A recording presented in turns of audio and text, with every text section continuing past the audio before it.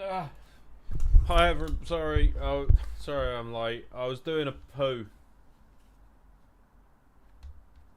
I'm not going to come up with some elaborate ploy as to why I mean, I'm not even late. But I'm not going to come up with some elaborate ploy as to why I'm so rushed and panicked and all over the gaff. I was on the toilet, alright, if you must know. If that's okay. I hope that's alright. Because that's what was happening. Turfing out. Anyway, let's begin. So, how are we all? Oh god, sorry. There's this new goal thing that they've put in the chat. So like, there's a pick a goal of like 10 super chats or whatever in the next half an hour. I thought it would be like a price goal. I thought it would be like, oh, let's see how quickly we can do this goal. And I was going to put like £1,000,000 to see how, just because. And yeah, that's that really. Anyway, where were we? So I've been grinding away. I'm not gonna lie. Gold shotgun there. I've done 5 of the 7 assault rifles, 1 of the pistols. The first pistol, that's done. So I've got 7, a measly 7. But I have been playing on hardcore, which is based. But yes, hello everybody though. Sorry, I feel like I've rushed to get. I've not even got a drink. I've not even made myself a drink, which I could amend, but I can't be bothered at this point. So if I get a headache, then maybe. But how are we all? Lamorna Warchurch, Seagull Warchurch again. El Sino. Sorry, I mispronounced that. Emily, I'm good, thank you. How is yourself?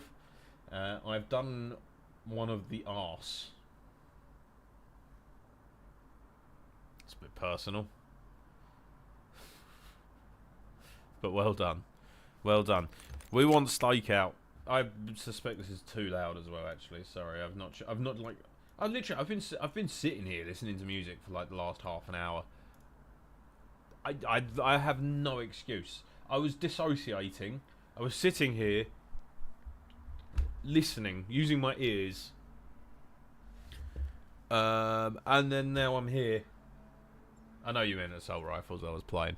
But I was messing about on the guitar a little bit, to be honest. We're gonna look. Here's a nice little. Oh, that's mysterious. And then I learned a mysterious. Whoa! But you can also put in the 7th, which gives it that higher ring. Then you can go back to there. Anyway, gaming. Hello, Benji. How are you? Exam season starts soon. Any advice? Yeah, don't turn up. You're going to end up in a dead-end job anyway. Who cares? Life's meaningless. You're going to be dead at 50. So, fuck it, we ball, right? Free headshot. Thank you very much. Lovely. So, my lobbies have been absolutely fine. Until I play with other people. And then I get absolutely sent to the Shadow Realm to fucking face Dormammu with nothing but a set of Yu-Gi-Oh cards, so that's fun. But my lobbies are nice, so that's kind of cool. Benji's also doing the camo grind, which is kind of unexpected. He's the last person on planet Earth I thought would be doing it, so I fuck with it. What's my favourite game mode on Black Ops 6? It's got to be Domination on Stakeout. It has to be. It's the best Call of Duty map there's been for some years, and I mean, yeah. Love guitars. Doing A-level music is amazing. Speaking of Zams, I'm Emiltron, if you remember. Oh, you are. Sorry, you were calling me Emiltron. If you remember, Survive My Past. Oh yeah, no, I remember you. I remember names. I'm good with names. It's fine. The MILF podcast, for example, is a fantastic name. So,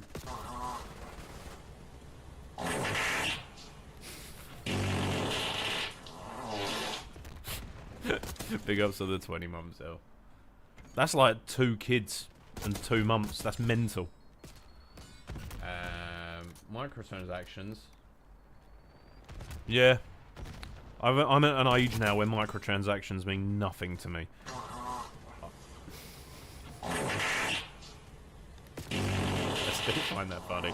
Brother, that's been my dono sound for like, what, 6 months now. It's still funny to me. Not the dono sound, like the members sound. It's still funny to me. It shouldn't be. Or should one follow the path of a dealer? Nah, just gamble, dude. Just gamble. Appreciate advice saying I should follow the path of depression and homelessness. Not the homelessness part. Depression sort of comes part and parcel with owning a home. So, you know, I dabble, so to speak. I'm quite good at it as well, actually. Yeah, like really, honestly, when I'm sad, it's everybody's problem. I make it my mission to be as unpleasant as possible. Like, I try to be as horrible to everybody as possible. Just a total dick, you know? Like, I don't want anyone... I want people to feel it. I want people to feel the fact that I am in a bad mood. And it's not just my problem, you know? Generational trauma. Although I don't... Well, other than the divorce, I suppose there's not much of that. Should be more, but you fucked off to Twitch, ruined my streak. Most inconsiderate. Yeah, but you didn't change it when I did you? Because I was on Twitch earlier this year, and then it's only recently that I sort of went, you know what? No, I don't understand it, so... I'll probably go live on TikTok after this as well, just to fuck around, you know. Maybe I'll even do another gun. We'll do two guns in one night. I mean, I've done 3 the other day. Did 2 last night. And, I'm not paying attention, that's my problem. The plan is really here, just chat shit and then sort of just gradually pick up headshots as time goes on. It's kind of how it works. So yeah. I'll follow this advice with great enthusiasm and hope it goes to shit. Then I know who to come for, Kyle's mum. We'll come for Kyle's mum.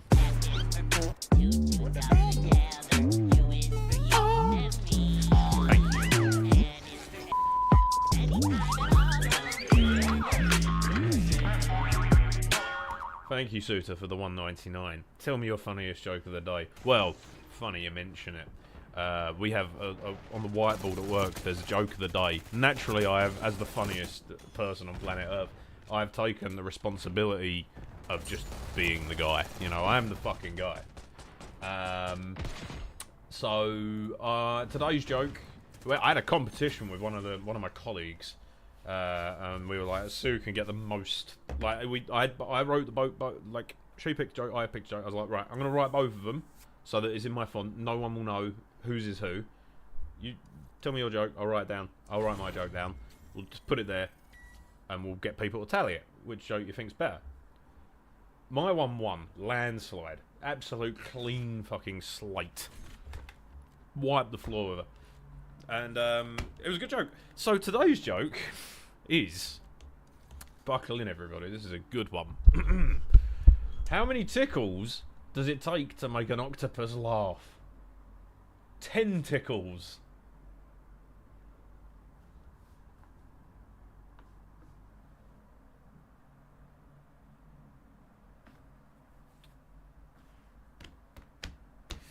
Anyway, the dono drop after Kyle's mum comment was perfectly timed.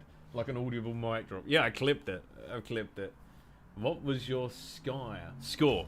Sorry. I forgot you can't spell. Bad. 15. Oh, went positive.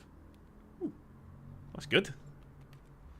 I started hating this map. We got a bit of a love-hate relationship. I quite like it. It's quite nice. I will also perform more jokes for financial gain, naturally. You know, I'll do most things for money, in retrospect, and that's purely a reflection of my life in its current state. Really, no one's getting Christmas presents this year. Sorry. Controller microphones, not a chance. Warhead's fun. Yeah, you know what? When I first played it, I got absolutely ripped apart. And it put me off. But since, I've kind of, I've had fun on this map, weirdly. Gala is terrible, to be fair. You aren't wrong. I don't disagree with you there, Benji. And I know you've been feeling my pain. Benji, you glad I introduced you to 6v6 face-off? Hardcore. So good, right? This is what got me Dark Matter on Cold War, and this is what will get me Dark Matter on this. See, look, headshots. He does it. Look, he's just locked in. He's just locked in. He just does it for fun. Guatemala, Nicholas. Sorry? How much do we need to raise to shave the beard? That one's off the table. That's not happening. That's all I've got, El. That and these jokes. Otherwise, I've got nothing. What's your favourite type of shape? Square. Hello, Husky. Yeah, it's another Dark Matter, yeah. This will be my fifth camo grind. Yeah, I'm something of a pro now at this point. No, I'm not. I lied. Come on. Thank you. I'll be taking your headshot. Call me a photographer, the amount of headshots I'm taking. Call me asparagus. I saw a great video of DJ Khaled the other day. Yesterday, actually, I believe it was. And he's on a golf course, as per usual. And the caption was something like, "You'll never guess what he does." And I was like, you know what? I probably won't. I'm not even going to try. And he puts the ball in the hole, naturally. And he says, "Gatorade." Where's this guy getting from? Well, where's this guy come up with this stuff, you know? Headshot, thank you very much. Don't mind if we do. You know, it's just going to be... Launchers, I don't think, are even going to be that bad. Like, it's stuff you can achieve in most games. Like, the only one that might be a problem is, like, free score streaks in one game. But I've done much worse than that in Modern Warfare 2019. Me and Dan were just fighting over fucking, like, VTOLs and stuff like that in shipment. And, I mean, that was torture. That was honestly, trial by fire. We should just put prisoners to an eternal purgatory on shipment trying to do a camo grind. Or the Vanguard camo grind. Make them do that. That's the only one I've not done in the last 6 years. Mainly because that game was arse. But, you know, potato. But also, I hate it when people get headshots on me, because I hate the idea, like that, I hate the idea that I've contributed to someone else's Dark Matter grind. It infuriates me. I'm an idiot. When's the old Isaac Rose freak-offs? I don't know, he's away this week, so... He moaned at me for not knowing his schedule. Sorry. We were trying to organise a group session, like a session in the Winkies group chat for a recording. And I was like, I can do Thursday. And Isaac was like, I'm not here this week. What is them? You should have told them. I'm like, brother, I've not got your calendar fucking melted into my brain, have I? Direct hits from launchers has the worst for the sig. No, impossible. Not when Stakeout exists.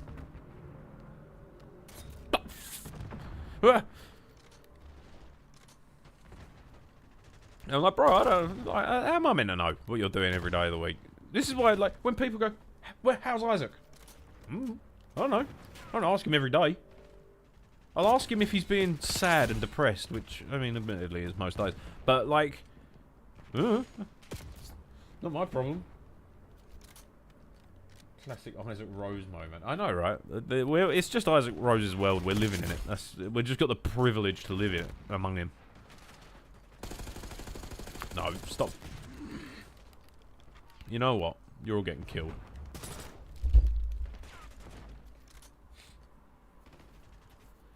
How was Isaac doing? Fuck knows. He went up some mountain today. I think. Where is even my phone? It's in my pocket. Not that I need it. Yeah, he was in some mountain today in the Peak District or something like that. I don't know. He's like, oh, I hate the city. All right, mate. Didn't ask. He's with his family. Bless his cottons. Would you ever play a Fortnite game against 99 of your subscribers? I mean, firstly, I'd have to get 99 subscribers, which Well, not subscribers. I'd have to get 90. It's the Rozzers. I think it's an ambulance. You know what? I've got really good at guessing what emergency service. Ambulance, I'm going to guess. Ambulance. Yes! Get in! I did it at work earlier as well. There was one going past, and the guy I work with, he was like, "What do you reckon it is?" I was like, "That's a fire engine." Lo and behold. Wee woo wee woo. That sounded like the beginning of that Weezer song. Buddy Holly. Wee woo wee wee wee wee wee. Did you do shotguns on core or hardcore? Hardcore, obviously. I played about 4 games in core since this game came out. Mainly because Zigzag was sulking. He refused to play hardcore like a child. I thought it would be funny. Right, so for context, I was like, right, boys, let me host. I've got a fun game mode for us to play. I was going to put us all on a face-off 6v6 because just fucking carnage. And Zigzag was like, I'm not playing that. And he literally straight up went in a core match, started sulking. And then I sulked even harder, just to prove my point. Don't try and out-sulk me. I will always win. I am the most stubborn person on planet Earth when I want to be. And I'm always right, so, like, you know. I would get Black Ops 6, but I ain't spending 100 quid because I'm broke. Well, there's 70 quid for the main game. Apparently it's free on Xbox Game Pass, but I don't know if that... I can't confirm that. I've not got an Xbox. Wish I could play this game. Which map is your favourite? You're looking at it. Gee. It's a stakeout. That was really uncool. I'm sorry. Yeah, so trying to convince Zigzag to play on the hardcore is impossible. Which is annoying, because we would have had a great time. It would have been a great, funny time. But no. Not allowed. So yeah, sick. Great. So I'm just bitching about everyone tonight. That Benji's a right dick as well. No, I'm joking. Benji's alright. Benji's funny. Right, I've put music on. I don't know. I don't think you can hear it. I hope not, because obviously copyright will have a word to say about it. But I'm just going to turn it down so I can hear it, but you can't. Feel free to put on your own music and join in the fun. I'm listening to Disclosure's new song. Don't know the name of it. It's something about spiders. Arachnids? Arachnids. Pretty funky. I'm on PS4.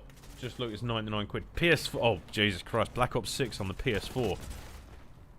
That'd be like trying to play Skyrim on a PS2. I think I'd have a stroke. I love this map. I adore it. It's so good. I play hardcore. It takes less amount of skill. Shut up. Shit. Yes and no. I see it as, personally, I see it as fairer. Because shoot first, kill first. You get, you know, if you get that kill first, it's because you shot first. Case in point. That also happens sometimes, but I mean, teammates are NPCs anyway, so who cares? Little spot out here is good for it as well. If you can get him in a spawn trap out there, and you know what? I feel bad for saying it, because I complain, like, every time it happens to me. I'm, like, just losing my shit. But look, headshot, headshot. It's lined up pretty perfectly. You've just got to wait.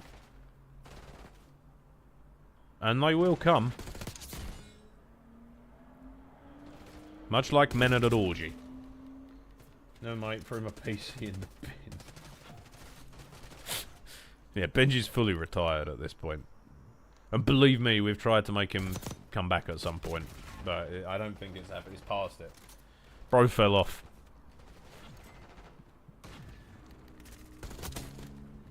Bro fell off so hard his ancestors felt it. Ah. I enjoyed the Captain Price stretch JPEG when I first opened it. Wait, what? Is that a thing? I have not seen that. That's funny if so. I like that. Benji is fully what? Retired. I'll get told off if I say the other word, apparently. Even though it's like my top 5 words. You know what other word? What other words are in my top 5 words? Iridescent. That's gone up the rankings recently. That's now at number 3. Number 2, I'd have to say carnivore. Fun word to say. And then possibly melancholy at number 1 at the moment, this week. Alas, a lot of it is mood depending. And it's more fun when you spell them wrong as well. Melancholy could be M-E-L-O-N-K-O-L-L-I.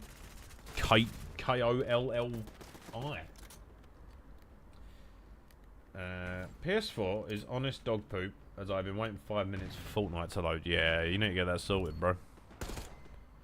PS4 in 2021. We're not even what year are we in? 2024. Wow, where have the last 3 years gone?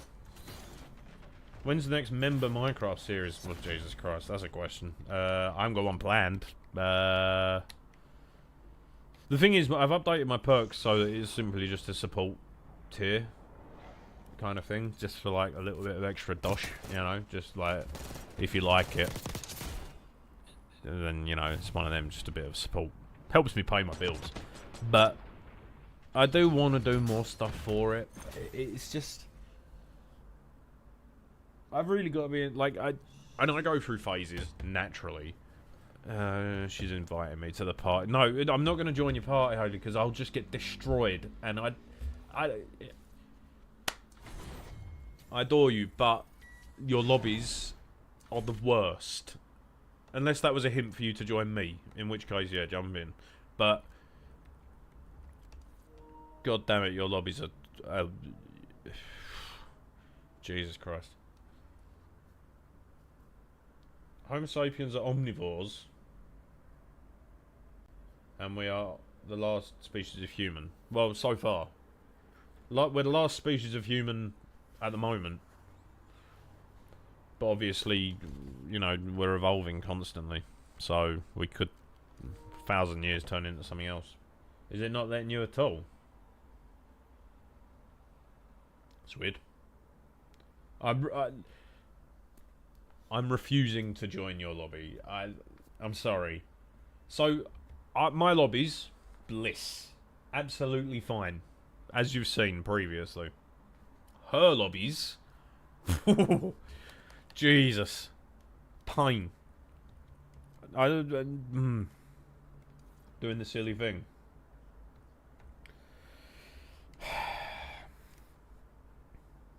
You got crossplay. Wait, we're on the same platform. What? Is there an update? Check that. You got an update? Just do better. What do you mean do better? No chance. You letting members join? Absolutely not. I hate you all. I'm not. No, because it means I'll have to add people and blah blah blah. But you know, like when Verdansk is back, I imagine collectively we'll try to do a custom, like the old days. I'd like to. I think that would be fun. So, Black Ops 6 worth getting. What are your thoughts so far? You know what? I've only played the multiplayer so far. I can't really. I've not touched the campaign yet. I'm sort of saving it. I think. I would like to. Sorry. I would like to definitely play it at some point. I think I'll save that for when the initial multiplayer hype's died down a bit and I've calmed down a bit. I mean, I'm already Prestige 1 and halfway through that, so... so that's one of them. Combat record, it's not looking good, bro. Look at that KD since I've been Prestige 1. It's been fucking brutal. Already on 26 hours. So... I'm not actually that good at COD, to be honest. 68 kills in a game though ain't bad. Stake out, woohoo! But yeah, no, I've not played zombies either actually. So to be honest, Ben, my opinion on this game probably isn't the best to listen to. If you want a full rundown, I have fun on it. It's the most fun Call of Duty multiplayer there's been for a good few years. I mean, the last two.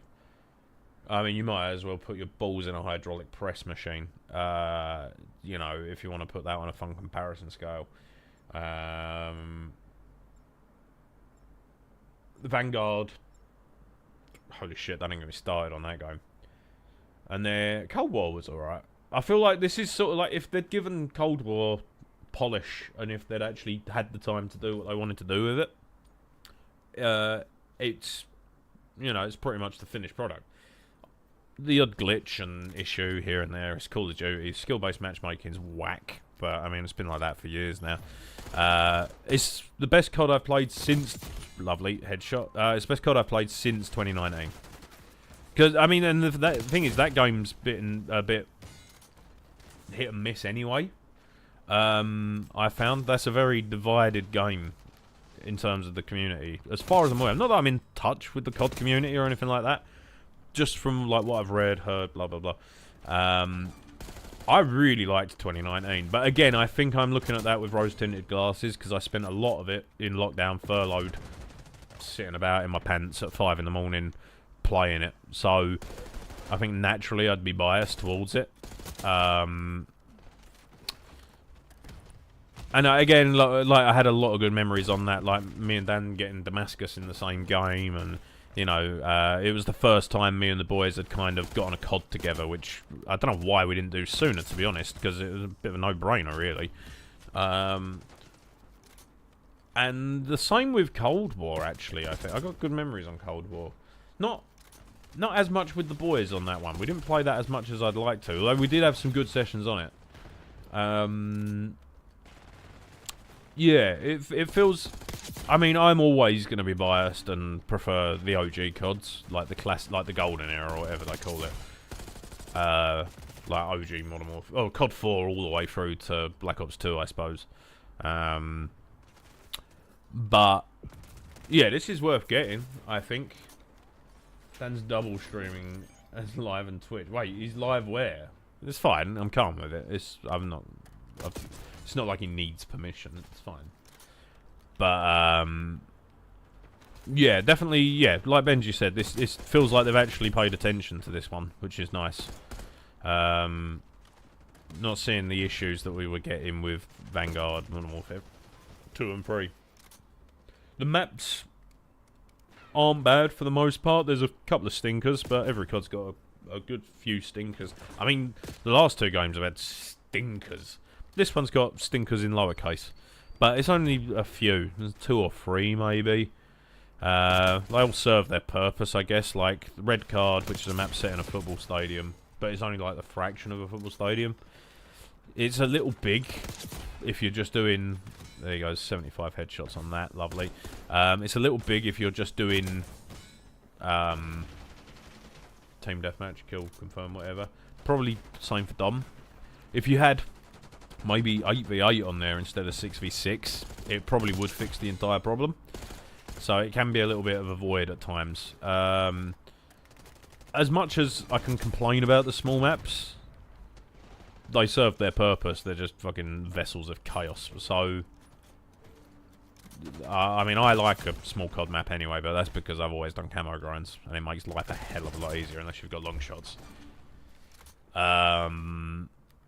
So, yeah, there's a lot of comparisons to make, I guess. I think that's a fairly well-rounded review thus far on the maps. I think it's fair. I mean, there's yeah, like I said, there's 1 or 2 stinkers. There's some that I don't like, which I think otherwise, they're not bad maps, they're just me not liking them. I don't think that's the game's problem, I think that's more mine. Gala, for example. God, I hate that map. But that's because my experience on it so far has essentially been me... What the fuck am I doing? Has been me doing the camo grind, trying to get headshots from across the map with a bloody pistol and this, that and the other. Whereas I'm not, like, just playing the game properly, I guess. Or, like, to the best experience, just running around with a gun. Which I'm kind of doing now. So, yeah, it's one of them. Skyline's a nice map. Yeah, Skyline's nice. I rate that. And you know what? I like the colour that the colour palette is nice again. It's not dark and dingy and dead and boring like the last couple of games have been. And Modern Warfare 2, I guess, kind of tried to fix that towards the end. I played on there recently. There was like all the shipments, and like there was these versions of Shipment I've never seen in my life. You know what? I think if they were to revisit Shipment, they should do a version of. They should do the original 2007 Shipment, same graphics, just for nostalgia with new engine stuff. Because it'd sort of be like, I've got an admiration of polygraphics, like early PS2, late PS1 kind of graphics, like OG Spider-Man on the PS1 graphics, or like Lara Croft, you know, them sort of graphics. But yeah, I'm the guy who quit the game because of Modern Warfare 2 2022. My opinion is limited. I mean, I didn't mind Modern Warfare 2. It had its issues, don't get me wrong, and it definitely should have been better considering how, in my opinion, how good Modern Warfare 2019 was. It just felt like the last few CODs have felt soulless, to be fair. I don't know if it's because of it's been the same thing for like 2 years or whatever. Like Modern Warfare. Vanguard was just a fucking... I'm not going to talk about it because it's going to piss me off. But, yeah. This is the most COD it's felt in a good time, which is good. Honey Badger and Remington ran the game. What do you think of COD Ghosts? I like Ghosts. Holly introduced it to me about a year ago. And, that's like one of the only CODs I hadn't played. That and Infinite Warfare. And I quite enjoyed Ghosts, to be honest. It's slower, and it felt much more tactical, which I don't mind anyway. I think that's probably why it alienated a lot of people, because they weren't used to that kind of approach to a Call of Duty game. I think it came out at the wrong time. I think it was ahead of its time, really. Because if you look at Ghosts and then you compare it to 2019, they're not far from each other. They're not far from each other in terms of how they play. Obviously, 2019 is more polished. Stuff like that. But overall, yeah, I think like you wouldn't have had 2019 without Ghosts. So, issue with Ghosts was that the maps were too big. Maps were smaller, it would be better, like Strike Zone. Yeah, I think, again, depends on what kind of experience you want to get, doesn't it? If you want a more laid-back tactical approach, perfect. You can take your time with it, and if you're not wanting high kill games, stuff like that, then yeah, I can see why people wouldn't like it, because that's what Black Ops has always been better at doing. But equally, I think they were trying something new. They were trying a new approach to it, and at that point, I think what that suffered from as well, to an extent, was Black Ops 2 being as good as it was. Hello, Lacey. How you doing? I think Ghost suffered from Black Ops 2 being a classic, you know. Ghost needed to happen, though, in my opinion. I know the thing is, at that point, I was part of the problem, I guess, to an extent, because I was on Battlefield at that point. I saw Battlefield 4 and thought, fuck yeah, baby, this is a bit of me. And that was my personality for 2-3 years, and it's pretty much the reason I ended up starting this channel. So ultimately, probably a good thing. But yeah, like I played a Ghost, I enjoyed it. It was actually decent. Like, I think it's aged well. I remember at the time being a Battlefield snob and being like, look at these nerds on Call of Duty, and obviously like now it's sort of just like, yeah, I don't know. So anyway, that's I know you only asked the question of, is Black Ops 6 any good? But I've just given you the full rundown of everything, as I do. It's called Tism, baby, look it up. Cut my thumb open carving a pumpkin. Why'd you do that? That's silly. 2 headshots, lovely. There are a lot of maps that stung. I only got 4 maps off it. From what I played about it, the memorable ones are the ones that everyone thinks are stinkers, but like Stonehaven, I quite liked. Again, I see the point of it being a bit too big, but again, that's in comparison to what come before it. You compare that to some of the maps we're getting, like on the last COD, that people were like, "Oh, this is too big," And it's like, yeah, that is.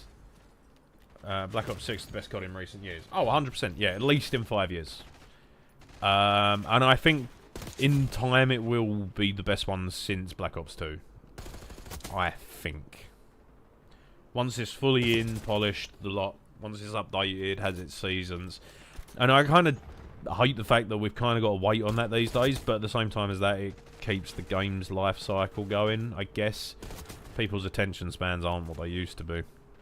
That said, we still did get map packs, so I guess it's the same difference. The only difference is now it's free, so potato, potato, right? Where are you? So it's one of them. But yeah, I agree with that sentiment. This is the most fun I've had in COD in a while.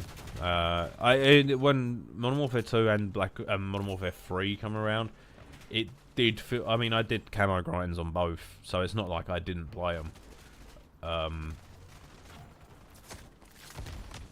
Okay. Just watch that happen. But yeah, it's not like I didn't play them. It was, but it felt like a chore a lot of the time. A lot of the time it did.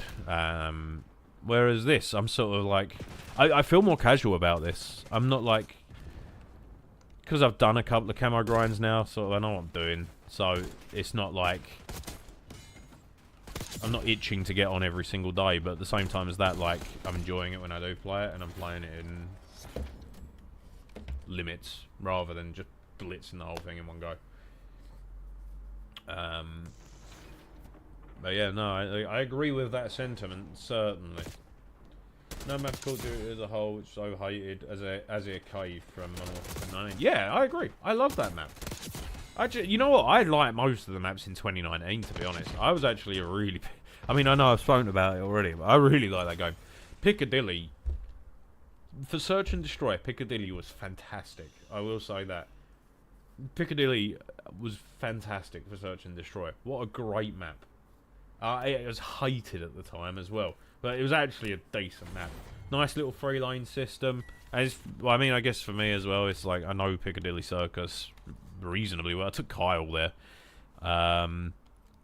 when he came over, which feels like a million years ago already. Last month. That's mental. Right, 6 more headshots, and then what have we got to do actually? I don't even check. Without taking damage, without reloading. Oh, that's piss. That's piss easy. And then it's just double kills. So, yeah, Piccadilly's great map. Don't care what anyone says. I will fight everyone that disagrees with me. Mind you, I think that at any given time, usually. So, one of them, innit? I'm an aggressive little man. That was an admission. Sorry, everybody. Only ones I hated was... Don't remember that one. Piccadilly, Camping Room, Piccadilly, and even the employees were quitting when they got that map. No, I think I had good memories on Piccadilly. I think that's my problem. Yeah, you get the odd camp of it. Like, I think I would rather get killed by, and I'm saying this. This might be a controversial hot take, or it might not be. I don't know. I would tenfold rather get killed by a camper than I would someone that's spinning around doing all this shit, like spinning all over the place like some ADHD-ridden kid who's just had a shitload of blue Smarties. You know, I don't mind a bit of camping because at least they've outplayed you in a tactical sense. So I don't know. I think I'm biased naturally, but as an older breed of COD player, but. That's my opinion, man. Cancel me. Cancel me. I don't care. That's just my opinion. That's just my opinion. Cancel me. It's fine. You can cancel me. That's a reference to a meme, just in case anyone was wondering why I was, like, being a bit more dramatic there. Right. I don't know how many headshots we've had here. 2 or 3? Which means we're only 2 off at least. We need raid on this Black Ops 6 this instant. Every time it's returned, it's been the best map. Yeah, raid, hijack. Done. Game will be perfect. Nuketown's coming next couple of days, I think. Couple of days' time. So, get the Nuketown in there. Whack it up. That camo grind's going to do itself in a heartbeat, baby. Although the face-off maps are pretty much the ones. I find Nuketown a little bit aggravating sometimes. Love it, don't get me wrong, and for fun little game modes with the boys, perfect. But I think Black Ops is not Black Ops. I think Nuketown's overrated. Sue me. So cancel me, guys. Cancel me. That's my opinion. 2 days away. There you go. Yeah, Raid, Hijack, Summit as well, dare I say. Summit would be a fantastic one to bring back. And you know what? There was actually some good maps on Cold War as well, come to think of it. What was the one... I can't remember the name of it. It was in the snow. And this is the one map I remember from Cold War the most. I think it's because it had the most Black Ops vibe to it. Can't remember the fucking name of it. It was in the it was in the snow. And it was like in a Soviet base kind of thing. Damned if I remember the name. Headshot, beautiful, lovely. I hopefully football group chat's going on. I was just seeing what was going on, but hopefully I'll be back playing next week. My ankle's still swollen. That's the only concerning bit. It doesn't hurt moving it, but if I strain it, it does. So I'm not sure. I should probably fucking just see someone about it, to be quite honest. But that would be me accepting defeat, which is impossible. Firstly, yeah. I'd say not remake any maps. Nah, you've got to have a few in there just to make it an all-round COD all-timer. I think you need to. You know, acknowledge your roots, but also push forward at the same time. Some of the face-off maps from Cold War even were great. There was one set in... I think it was in like the KGB headquarters, but it was like a big long tunnel. That was carnage. I wouldn't have got Dark Matter on that game if it weren't for that map.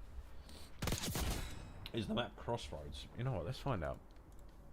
Black Ops Cold War maps. I'm just gonna spitball some of these. I forgot they brought WMD back.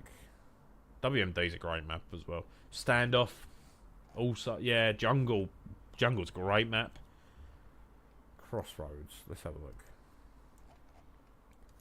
Oh, you know what? A Call of Duty map tier list would be fun in a weird way. Want more wacky ideas for maps? Like World War II had sandbox map, Black Ops 3 had amazing DLC maps. Thing is, I feel like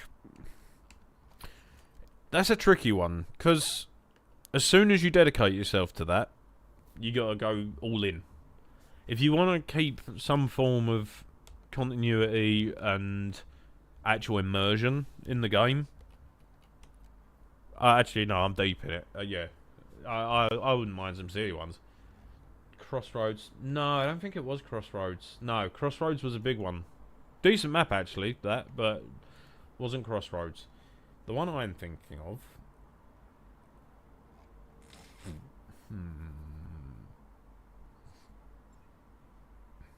I can't remember it. I've got music on, but you can't hear it. Drive-In was a good map.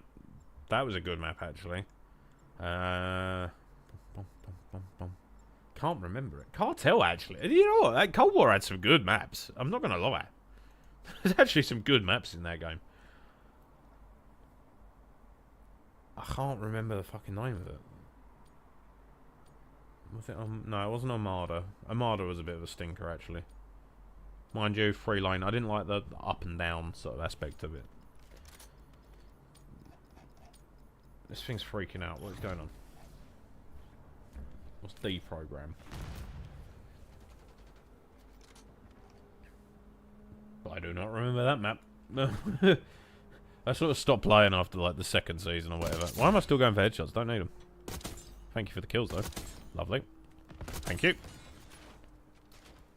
Ah, moments that make you say bosh. One with a round building in the middle. What was that?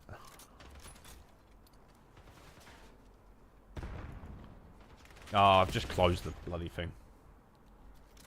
No, there was a Cold War one. In the snow. 2 buildings. 2 buildings sort of each side, and then snow around the outside.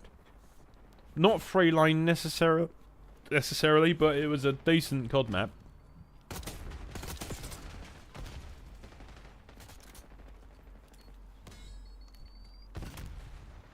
Right, that's one of the camos done. I'm listening to Black Hole Sun by Soundgarden. It is by Soundgarden, isn't it? Yeah. What a song. You know, it's such a shame copyright fucks up so much stuff, because I'd love to just have a listen about. Thought you were talking about Black Ops 1. No, Cold War. I'm trying to think of what map you're talking about now. Circle in the middle. Round building in the middle. What was the... what kind of weather? Was there a tiny bridge in between two buildings? Yes. Yeah, it was one of the first maps I played on that game. Not that you're going to know the answer. You didn't know that. That's not really relevant in the grand scheme of things here. To be honest, that piece of information. Right, come on. Where's this bloody camo challenge? Pop. Lovely. I can't even remember what the fucking challenge was. Didn't see that guy. Snow. Can't remember. Round building. Do you mean Summit?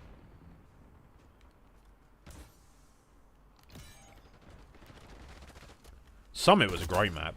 WMD was a good map as well. Yeah, Husky, you're thinking of the right one. Pretty sure. If you've got the name for that, I'd be much grateful. Is it the one that begins with a Y that I can't pronounce because it's in some sort of foreign language? It had Soviet flags. Yeah, I mean, it was set in a Soviet camp, so... That was like the first bit of information I gave you. So well done. Idiot. Nah, blame. But yeah, it was a Soviet camp. It's called Crossroads. Ah, Crossroads Strike. Right. Sorry, someone did say Crossroads. But yeah, alright, the strike. I forgot about the strike maps. You are, yeah. Alright. Bring that back. Anyway, that was a great map. You know what, I'm surprised they've not... I think they've given up with the whole bigger maps on this, which I kind of am fine with.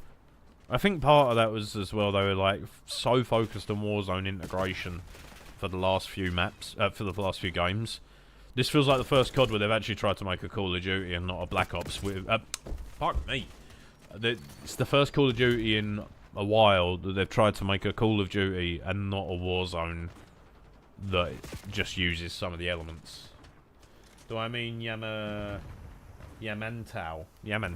I don't know. I might do. Don't quote me on that. Array. Array is a good map. Yes, I like Array.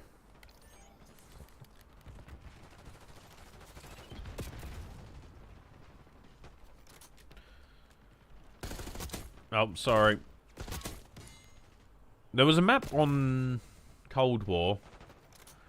Towards the end, I think it came out in one of the season battle passes, but it was the one that was set in like the Russian kind of version of Nuketown with the Burger Town. The one that was set in like inside. What about Dome? What Dome are you referring to?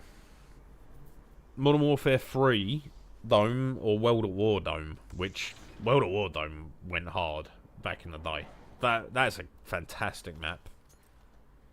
And to be honest, they kind of had the... Mind you, this game's set in 1991, so Berlin Wall, yeah, I suppose you could. I mean, that was set in Berlin, if you're talking about that one.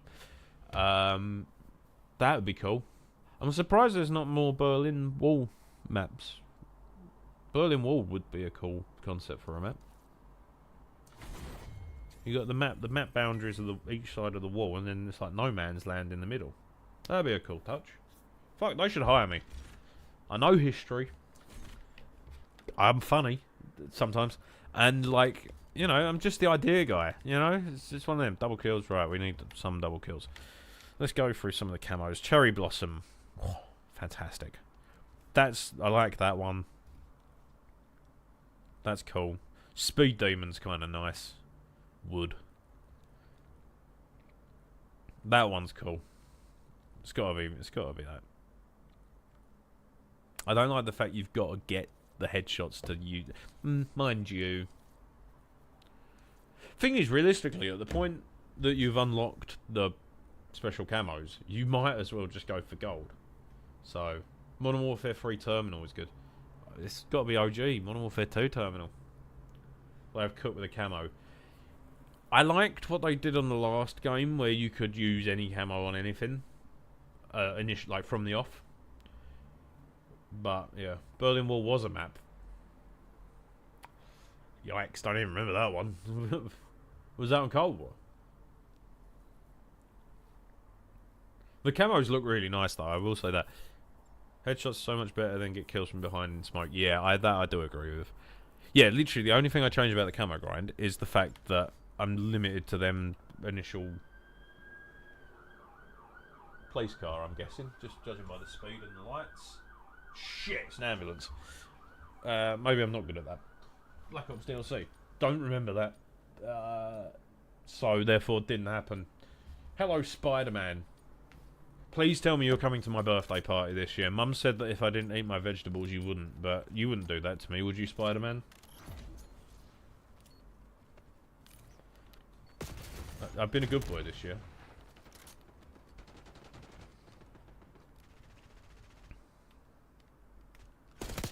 Hello.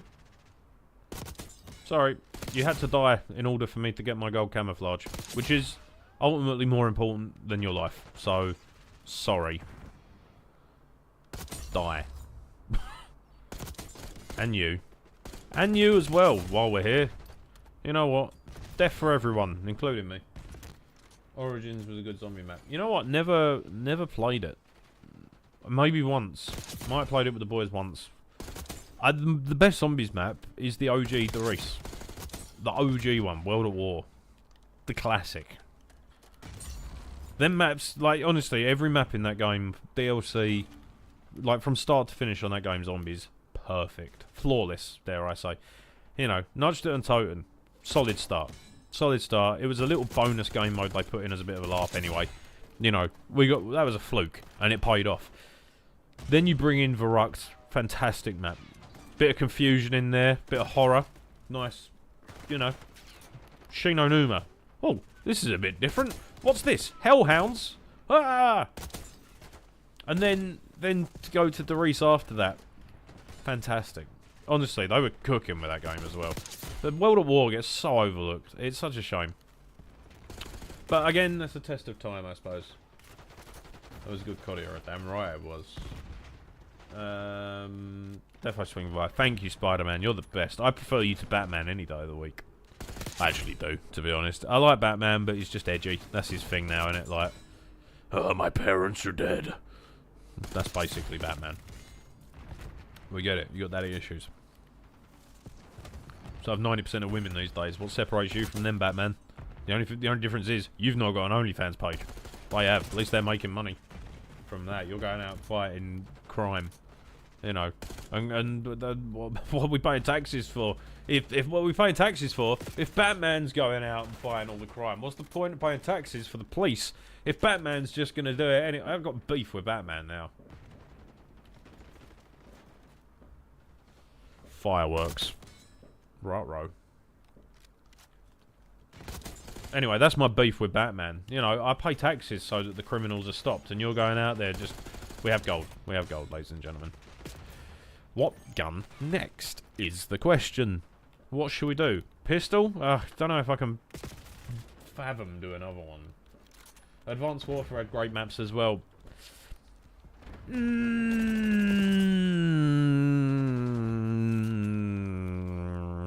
I didn't like any of the jetpack CODs, if I'm entirely honest.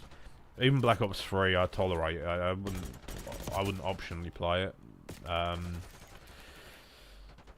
It's fun to play with the boys, but ultimately, the best maps in that game were old maps. So, tricky one. Headshot. No. Oh, piss. Knife Jassel gun. What's the Jassel gun? Used to mod COD World at War. That's cool.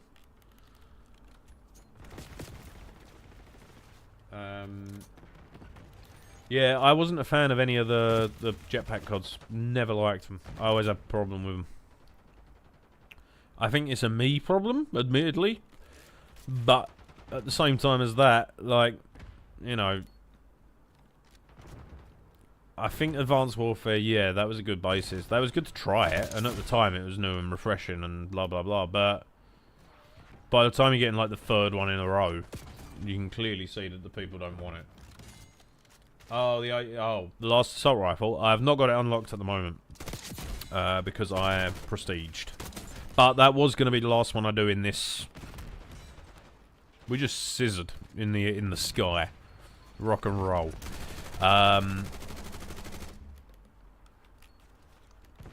Yeah, I was gonna do that one at some point before prestiging to Prestige 2. Primarily because that would be my last assault rifle, and then I can do the diamond challenges. But I like ticking off a few of the others between now. Well, I mean, I'm level 28. You unlock that gun at level 52, I think. Don't quote me on that. Fuck. How am I, like, if I've got that right, then that's worrying, because this game's been out not even a week, and I've already got that memory mapped. Right, did that one. All IR's done, based. Benji, what have you been working? What have you been doing? Now, Benji's going to be the worst player ever to get Dark Matter, but at least on the plus side, me and Benji will have Dark Matter, and then we'll be able to rub it in everyone else's faces when they pipe up. Me and Benji, based. Everyone else, weak.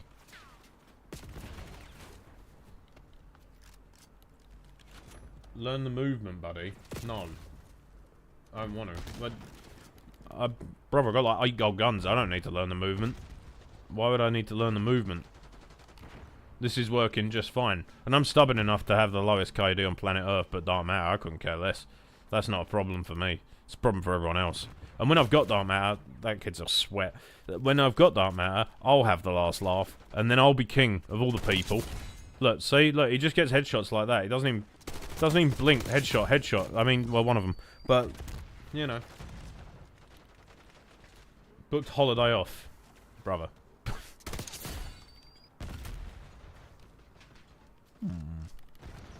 Okay, anyway. Yeah, I'm just sort of chipping away at other camos bit by bit. Actually went positive, came top. So the thing is, right, my lobbies are tolerable. They're actually a nice level. Which is an example of skill-based matchmaking working. Great. Fantastic stuff. When they don't work, they really do not fucking work. But I guess that's how the cookie crumbles, right? Doesn't really make sense. You get my drift, though. So I could do another pistol, get it out of the way. Maybe if I've unlocked that other shotgun, do the second shotgun, and at least that way that's done, and then the shotguns are done. SMGs I might save towards the end, purely on the basis that they're probably going to be piss easy to do. Right, let's leave the lobby quickly. Okay, what we got? Very nice. Cool. Okay. Sick.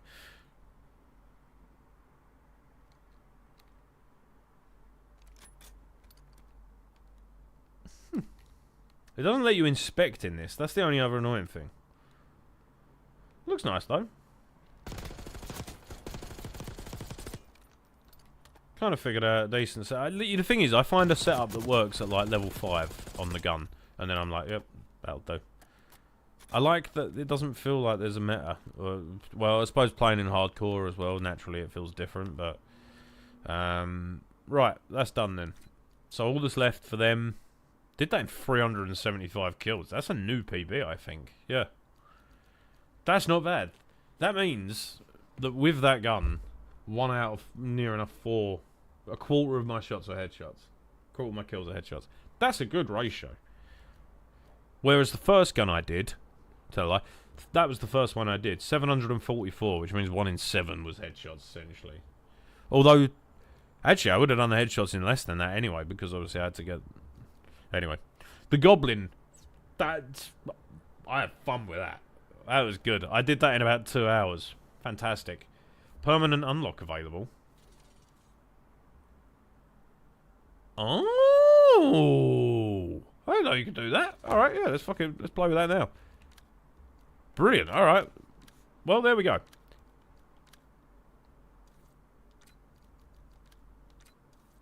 Perfect, alright. I've not used this gun at all yet, so this could be fun. I like that. What are the challenges towards the end on that? That camo goes hard, by the way. Recon, okay.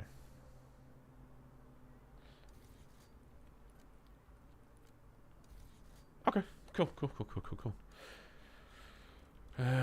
We got the recon on already, so I don't even have to think. I should be on autopilot. That's what prestige gives you. Yeah, the thing is, I knew it gave you one of them tokens. I didn't know what it was for. I didn't read, to be honest. I'll enjoy this one. I think I will. Yeah. Is the ASVAL as good as it was before? I haven't used it. I've not got a single kill. I've not even picked this thing up yet, so I don't know. I've never used this gun. I'm guessing it's like 2019 then. I don't remember this in 2019, to be honest.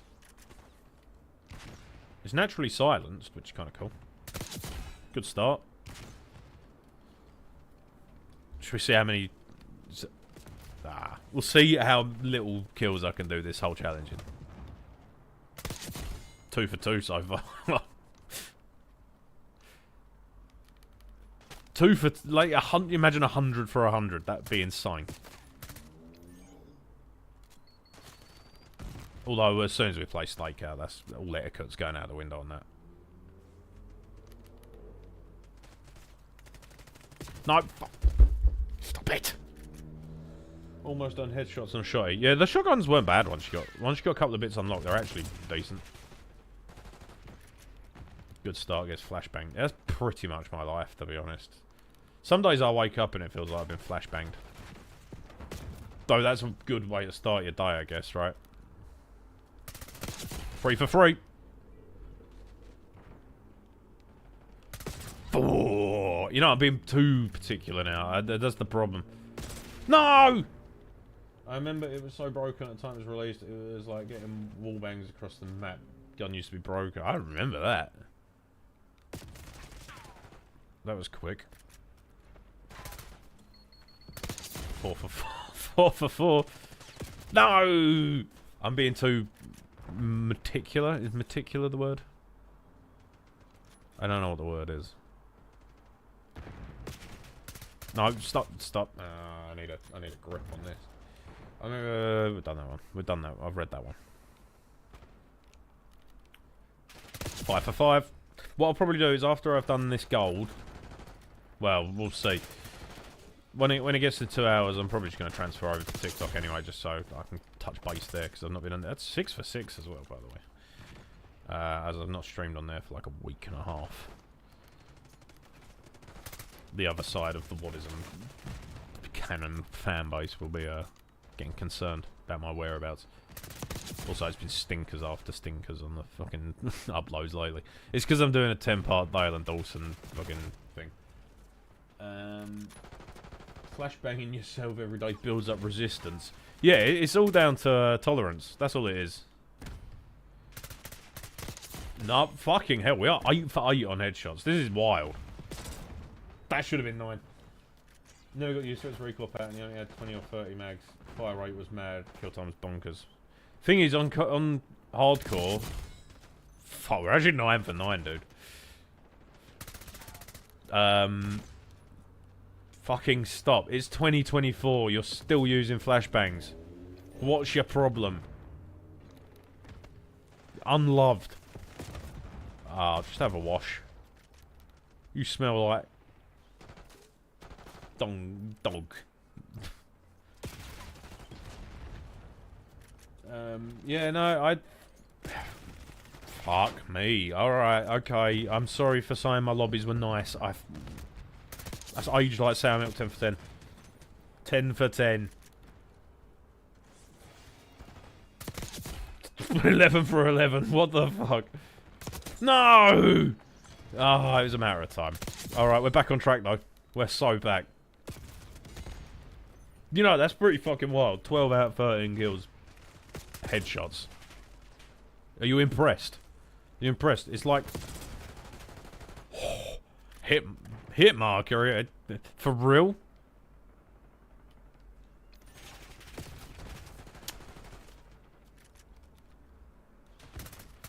Headshot. Ooh, I love it. I'm quite enjoying this gun, to be honest. Recoil pattern's a bit fucked, but I've literally got nothing unlocked on it, so naturally.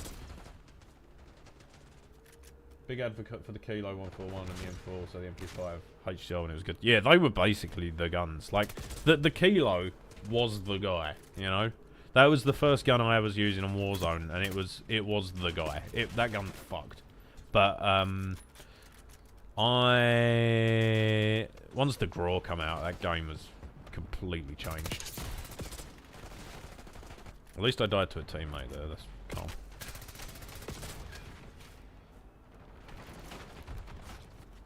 He's a headshot machine! Headshot... 17 out of 20 of these. Two of them were just assist eliminations as well. Okay, that man has just been eliminated from the hit marker they used for writing, not fighting. Huh? What?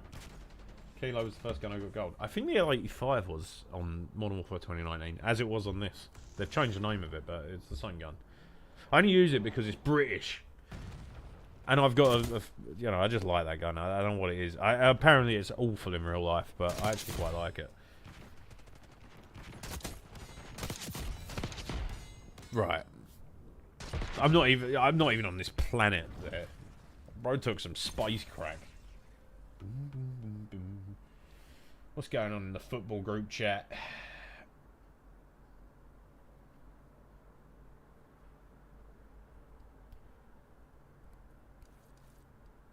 Nothing.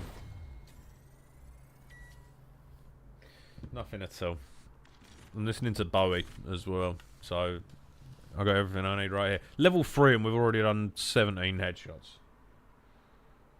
The joke is, I'm meaning the marker as in a marker pen. Right, with you. I'm with you. Sorry. I haven't woken up yet.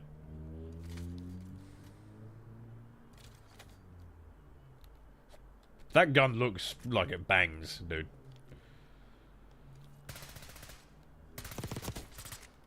What's the recoil pattern like? It's like a fucking question mark. Alright. Come on, stake out. Stake out. Stake out. Stake out. Me and Isaac have been doing this ongoing joke for the last 3 days. Every time one of us says steak out, the other one will go, steak out, I prefer to eat my steak in a restaurant. And then the other person will say, do you think they do doggy bags? That's the joke. I'm very easily entertained. Like, stupendously easily entertained. What song should we have next?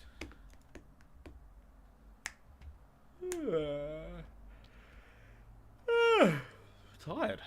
Sleepy. Sleepy boy. Okay, let's go.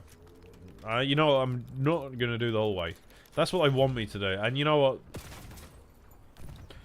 The headshot ratio thing's going out the window this game. I'm just here to kill. With headshots. Purely headshots. Nothing but net. Headshot. Shit. Alright. You know what? If I actually still manage... I'm going to do this challenge about 3 games.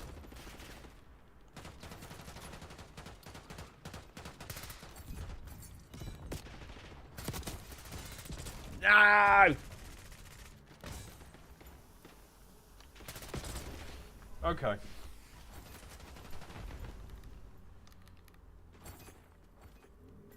Come on, kill, kill, kill, kill, kill. There's food and drink with friends being organised in one of the group chats, and I don't have the money to do it. It's Christmas. Who the fuck's making plans at Christmas? Fuck off. The goat that is me. Damn fucking straight. Thanks.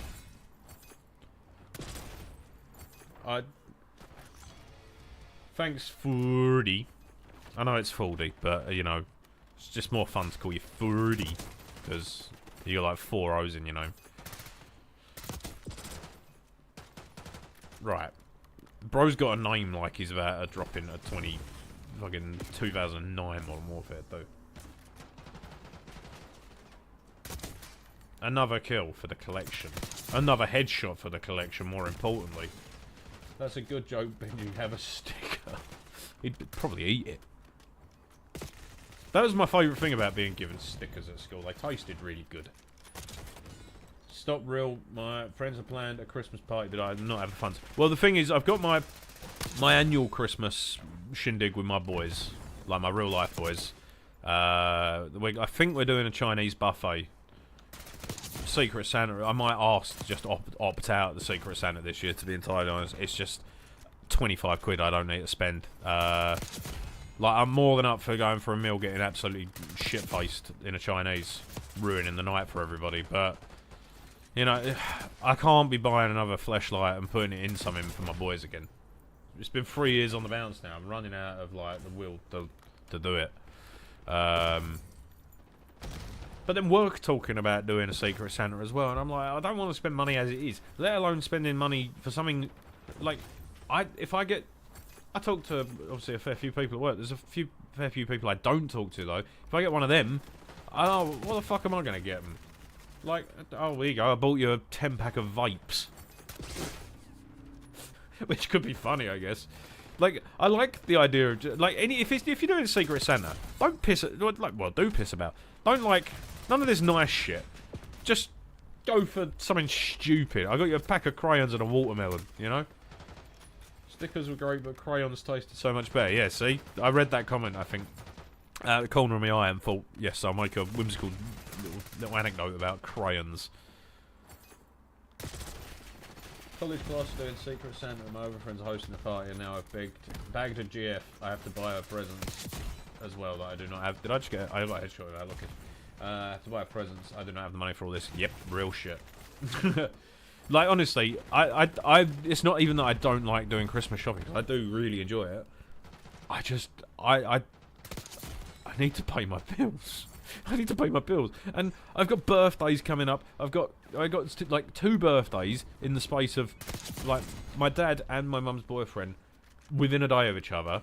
So that's like 40 quid. I've had to spend 40 quid on an energy bill that I didn't even know I had. That's all sorted, so that's fine. But that's on top of my normal energy bill. And it's fine. Worry about it when it happens. Sorry guys, I was getting a bit frantic there. I've talked myself out of the problem. It's fine. I'll just ignore it until it goes away. Like I do with fucking everything. Going to Diddy parties this Christmas. What are you going to do at them, Benji? But yeah, so, yeah, Christmas might be a stinker on my part this year. Like, you know, I feel bad, but like at the same time, I need to be able to fucking pay my bills. So it's becoming, yeah, it's been a weird year. This year, there's just so much has happened, and like my brain is all just like, you know, nothing is the same as it was last year. Nothing.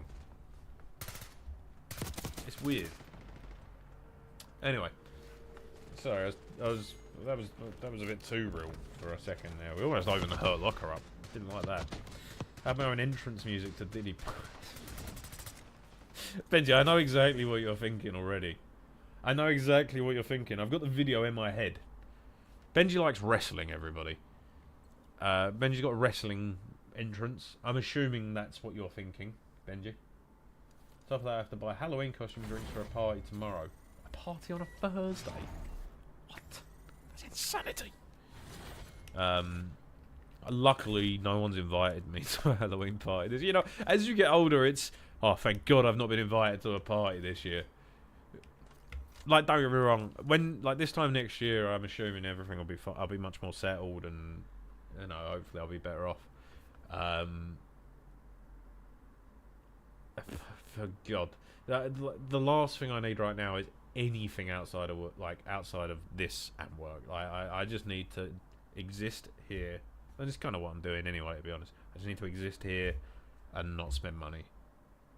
And another thing, I'm trying to get out overdraft as well. Like, I'm just, this is being an adult. I'm being real. Like, I'm not. This isn't a cry for help or anything. I'm just telling you as it is, because this is what being an adult is. Like, basically, I can live comfortably for the month. That's not a problem. That's not been the issue at all, to be honest. But the getting out of the overdraft is the tricky bit, because I'm essentially having to save £100 a month, which saving when you're like, well, one, the money I'm on job wise is less than the money I was on at my last job before the redundancy. So because of that, I got the mortgage approved when I was at that last job, so my wage was higher and it was more affordable then, whereas now I'm like £400 down a month, give or take.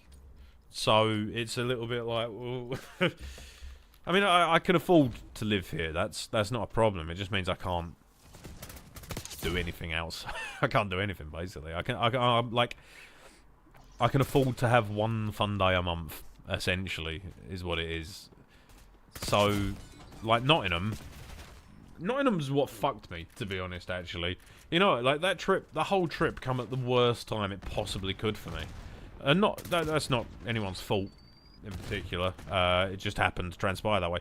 But like, if it was the year before and I was living at home, the biggest of my worries were paying my mum rent, which was on a standing order anyway, not a problem, and petrol to get to work. And at that point, I was walking to work, so I didn't even have to pay petrol.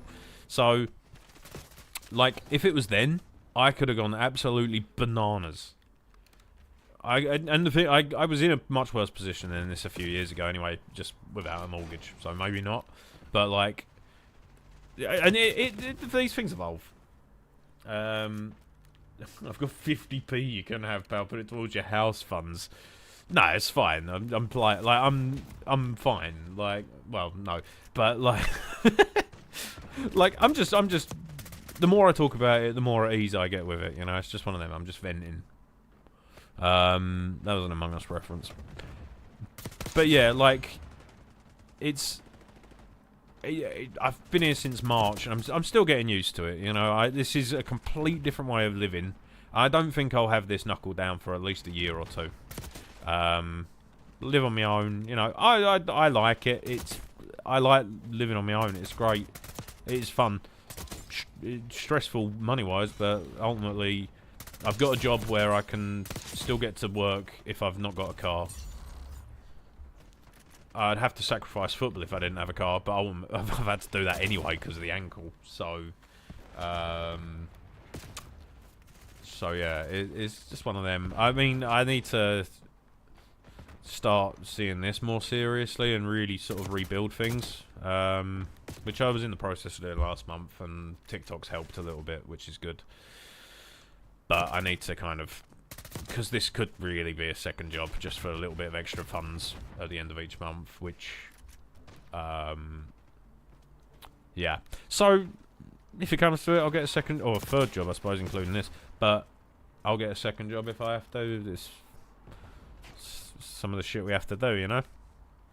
It's just being an adult, and it fucking sucks, but it is what it is. Nothing I can do about it, so. It's either this or I fucking sell the flat and live at home again, and there's no chance that's happening. So, it'll work out one way or another, always does. Yeah, Nottingham, you know what, I didn't even spend much in Nottingham, but bear in mind I had like the 4 days with Kyle beforehand, where I kind of had to tread carefully anyway. But we got like a grand total of like 6 trains in that the day before we'd even gone to Nottingham. Then I had to get a 70 quid train to Nottingham. I did feel bad for not being able to, like, get any Ubers or anything like that. I was doing the best I could, I guess. And I think everyone understood that anyway. Like, there wasn't any shade or anything, which was nice. I think everyone kind of understood. But yeah, it's a tricky one, isn't it? I'm still figuring it out. That's the thing. I mean, what? So I've been here 6 months now, half a year. So still figuring it out, but it'll get there. I'm still alive, so like, it can't be that bad, right? And you know what? That I think that not only it wasn't really Nottingham that fucked me. It was being unemployed for a month. That's what did it, because obviously you got no income. So I had to borrow money off my dad to pay like a mortgage payment, just a month. But I didn't want to. Yeah, I didn't have a choice. It was either that or fucking not pay my mortgage. So, but yeah, that was rough. And that was like a week after fucking moving in as well. You know, like that's the roughest bit. It wasn't the fact of the redundancy that I got over that really quickly mentally. It was the fact it was just so soon after moving out. It was like, oh, well done. Bye though. Like, what the fuck? Like, it wasn't even justified in my opinion. I'm over it. Like, if anything, I'm happier. I'm so much happier where I am now anyway, work-wise. But yeah, just mental. The more I think about it, it's actually insane that actually happened. So the fact I got through that, I guess, pretty mad. It's like, good job me, I guess. But you know, we moved. Oh, I'm not fretting. I'm just sort of processing it all. You know, I not really sat down and thought about it. And I feel guilt for maybe not being able to do Christmas as nicely as I'd like to. But ultimately, my bills will be paid. I'll do the best I can for everyone, but there's only so much I can do. So, and to be honest, paying my bills is more important to me than getting someone some Christmas presents. So, that sounds harsh, but you gotta be selfish, because otherwise when you get evicted. So, one of them, innit?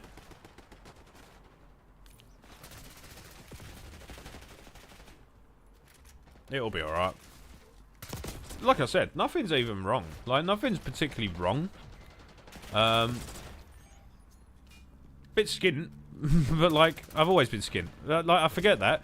I've always been skint. Regardless, I was living at home. I had so much money that I didn't realise I had. I'd just go to Tesco every day, just spend it on food. And over the course of the month, you go, oh shit, I've got no money. But I was going out every other week. I was going, like, at one point, I was going out, like, every Sunday for, like, 3 months consecutively.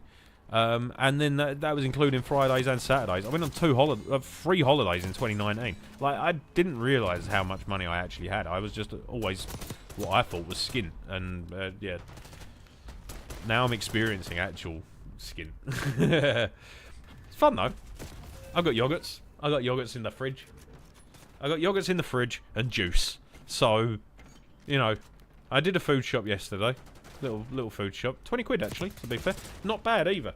Tesco at the moment. I've got pasta and sauce. You know, the packets, pasta and sauce, for like £1. So I got like 3 of them. And some super noodles. It's £5. That's a week's worth of dinners. You know? So, I'm figuring it out. Petrol is my next problem. Because hopefully I'll be back at football next week. And I'm now in the predicament as well. I didn't pay for football last month because I wasn't playing. But now I'm in the predicament. I either pay my payment for football, which is only 36 quid, but I mean, every little counts, right? I either pay that and then play, potentially risking my ankle even more, and I'd probably be taking the piss if I didn't pay for 2 months and didn't play. Because they'd be like, is this guy even fucking alive anymore? And then, but then I got to spend petrol to get there. So it's like a double-edged sword. So do I... I don't want to miss another month. I need football. I didn't realise how much I relied on football for my mental health until recently. Yeah. One of them, innit? It's just like... I'm listening to chill music, so this isn't... I'm not even panicking. I'm just chilling. But... yeah, I don't know. It's just a bigger conversation for another time, I guess. I know, I'm being, like, fully transparent with it. I've got nothing to, like... do you know what I mean? I'm a human, it happens. B&M would maybe have those cheaper. What, more cheaper than £1? Could be Isaac Rose. I know you go here. He's on £400,000 a year and just nah, I'm joking, but yeah, like I said, I've grown up through my entire life. I've always found a way to be skint. Equally, I've always found a way to survive. Like, that's the main thing. Hey, Pablo Escobar after 23 months. That's almost 2 years, man. That's mad. But yeah, I've always survived. And the thing is, realistically, I'm living in a first world country. Let's just pretend for a moment. Let's just pretend it's first world country. But I'm not going to die. I'm earning enough money to cover my bills. I'm not going to starve to death. I can get to work. I can get home. If that's the way I've got to live for a little while, then so be it, you know? Fuck, we've opened the door tonight. We've opened the door to just not venting. Just, I don't know. It's weird. On the bright side, I've been recognised like 4 times in COD lobbies this week, so I got that going for me, which is pretty cool. Can't put food on the table, but I do get recognised in COD lobbies, so that's sick. I was skint living at home, then I went third world level when I moved out and bought my own place. That's yeah, pretty much that, to be honest, Shah. That's exactly where I am. And the thing is, it was, at least when I was living at home, it was my own fault that I was skint.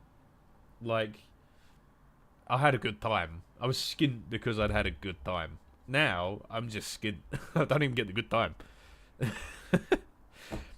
I mean, I'm fine. Like, I'm content, you know what I mean? Like, I own my house, or I own my flat, I own my car, I've got a job, I've got gaming, which is cool. Yeah, like, you know, I think I've sort of accepted the fact that things have changed, and I'm not young anymore. I mean, I'm 30 in 2 years' time, you know, and fuck, I mean, my mum had me at 25, and I'm 28 here, and I'm still like living like I'm 16, you know, staying up late and eating Doritos every now and then. Not that often though, because they're like £2, but like, I'm staying up till like 2 in the morning. Well, not even that late anymore, to be honest. I don't stay up that late anymore. I can't do it. Body clock's just so in sync, which is good, I guess. But like, by 28, like, my mum was like looking after me and expecting my sister, and like had a mortgage. Don't know. It's weird, isn't it? It's just weird. Like, I know the thing is, ambulance.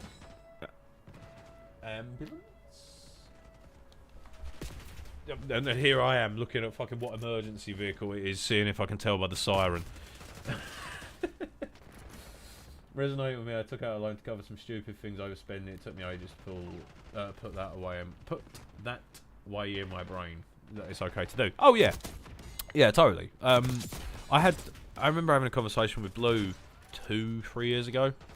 I know, and the thing is, I was stupid with money at that point. I've definitely got better with it. And like, the good bit is I'm now like thinking about what I'm spending money on, which isn't something I did before. And the thing is, I've never been money orientated. That's my problem. Like, that's why I've always just tried to make videos that I enjoy. Like, I've never sort of cashed in on what's done well. And like, we're just dissecting me as a whole here. Like, let's really just go for the therapy session if we're gonna do it. You know, we're all friends here. But like, I've never been money orientated at all. Like, if someone, I'll do this and I'll give you 20 quid. I'm like, alright, yeah, brilliant, free 20 quid. But, like, ultimately, I don't know, it's a bad trait, really, thinking about it, to be honest, because the amount of times that I could have fucking followed up a Did You Know or an Isaac, and it probably would have made some decent money on TikTok, and blah, blah, blah. But, I'm not bothered, you know, like, I've got the bare minimum that I need. Fucking hell, that went through my head. Ruined my little moment there.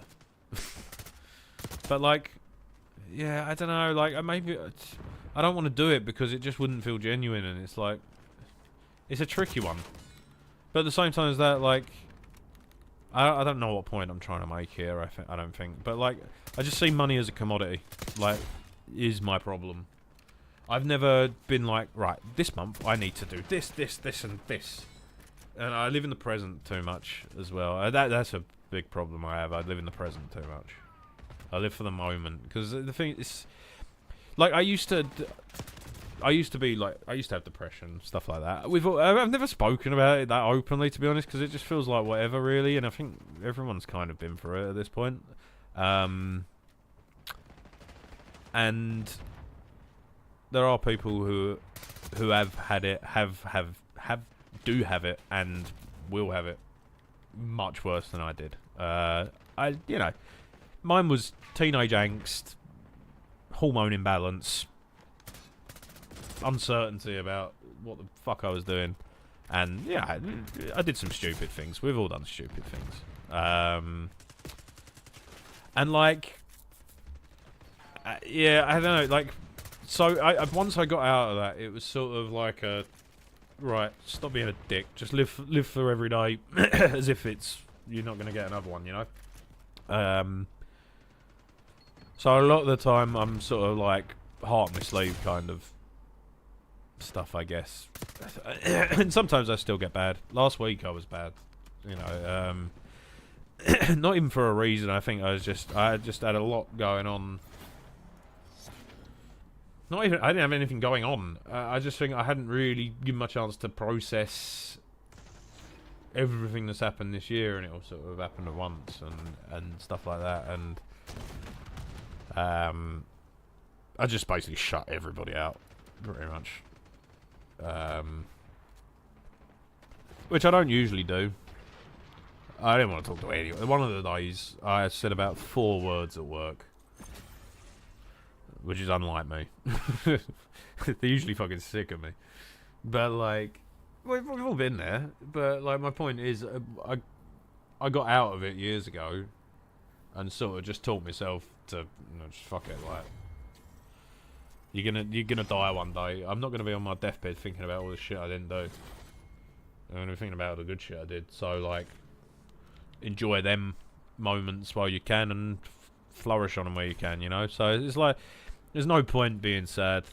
I know it's and the thing is, everyone I've ever had this conversation with, it's like, well, it's easier said than done. I'm like, yeah, well, it is.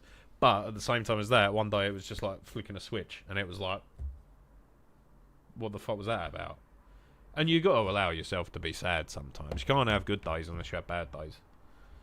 So, I don't know why has this got fucking deep tonight? I'm not sure. I'm not gonna whinge about it. But yeah, it's just, I'm just saying how it is, I suppose. So much better with money now, as I was absolutely terrible. Remove my overdraft, and now, like, live within my means. Yeah, that's where I'm trying to get. 25, sorting my life out in 3 years to survive. Pretty much. Issue at the moment is my job is causing me actual physical and mental issues, but the industry I'm in at the moment is absolutely shagged. There are 0 jobs in the industry, so I'm kind of trapped. Life is hard, got to cut yourself some slack. Yeah, that's the thing. I've learned to do that, I think. Probably too much sometimes, to be honest. And the thing is I'm saying this like, oh, the last 10 years have been awful. They haven't. I've had a lot of good times in the last 10 years. And 2019 onwards, fantastic.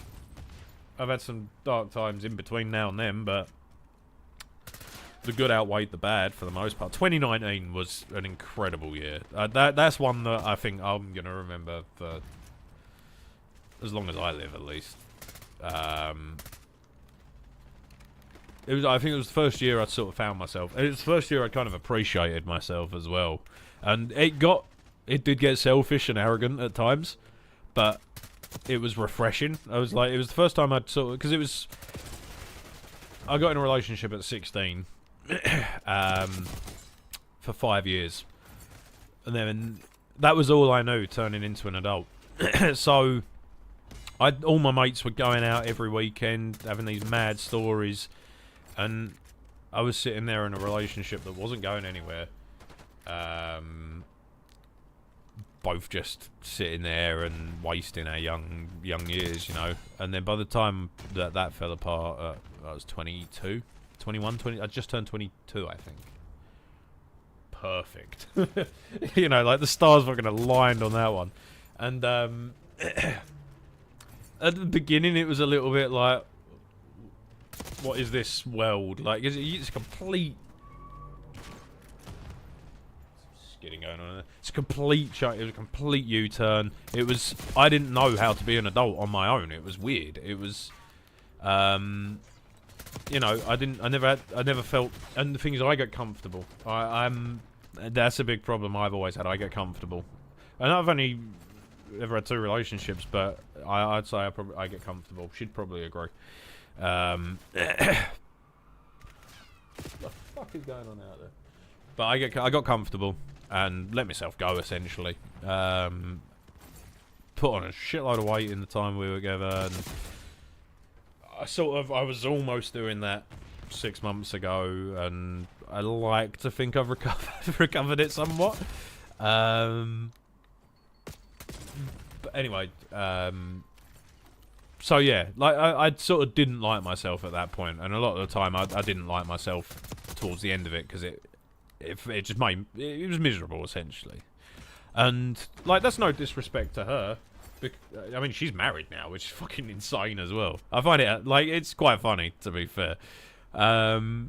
Just like, I'm here just playing Call of Duty. Like, she's married. It's like, what the fuck? Where did that timeline split? But, yeah, no bad blood or anything, so it was one of them. But after that, it was like the first time I was like, right, I'm going to go clothes shopping.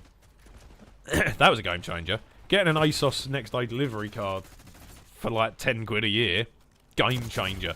That was like a sexual awakening, but for fashion. That's brilliant. And obviously at that point, living at home, no responsibility. You're going out Friday, you're damn fucking right, I'm going out on Friday. What a time. What a great time. And lost like 3 stone, something like that, because I was actually going to the gym and blah blah blah. And yeah, I think I was just, it wasn't even that I was trying to impress anyone in particular. I think I was just trying to better myself, and spent most of 2019 doing that. And then obviously pandemic 2020 fucked it all. Like, reversed the whole situation. And yeah, I don't know, I've not really processed anything since then, if I'm entirely honest. Lots happened, I've just not processed any of it. It's easier not to just suppress it, you know. Fashion. Yeah, well, the thing is, Benji, at the time it was something new and exciting. It's not aged very well, admittedly. There was a lot of looks I had that at the time I thought I was the dog's bollocks and wasn't.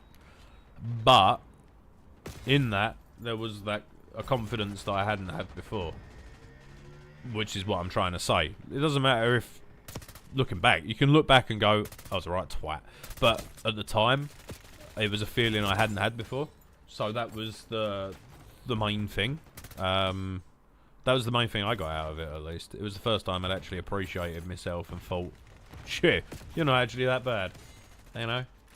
You're not a total twat. You're not a total hopeless twat who's got nothing to live for. That's just me talking to myself now. But, yeah, I'm intrigued as to how I'm going to age in the next 5 years, to be honest. It's either going to be fantastic or car crash. It's going to be one of the two. And I don't know which one it's going to be, but strap the fuck in, because it might be funny. I feel like when I'm on it, it's fine. I have a great time. Like, there was when the beta for this came out, And like, I'm. This is not an ego thing. I'm gonna suck my own dick here because I want to give myself the moment. When the beta for this game came out, I was on form. I was the funniest I will ever be in my life. So, like, I'm probably not going to reach that standard for a little while, admittedly, but it gave me a weird confidence boost, like, comedy-wise, in a weird way. I don't know what it is. I don't know what it is. I feel like I wasn't making these jokes 3 years ago. I don't know where the fuck these jokes have come from. But I don't... Yeah, I don't know. It's weird. It's weird. Oh, just... Yeah, I don't know. The next 5 years will be interesting. I can't say I'm excited for them. Because it means I'll be old. I'll be 33. I'm not excited to be 33. And it's dawned on me recently that I am aging. And I've nearly fucking got through my 20s. That's horrifying.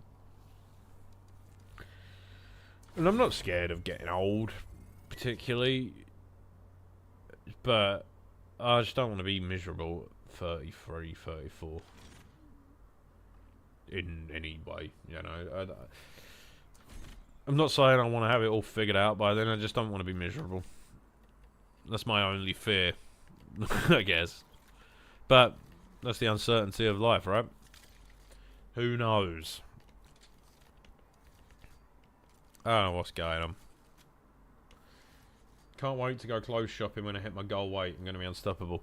Thing is, it's sort of like the reason I stopped buying clothes is because I don't have anything to. I don't have any reason to go clothes shopping anymore.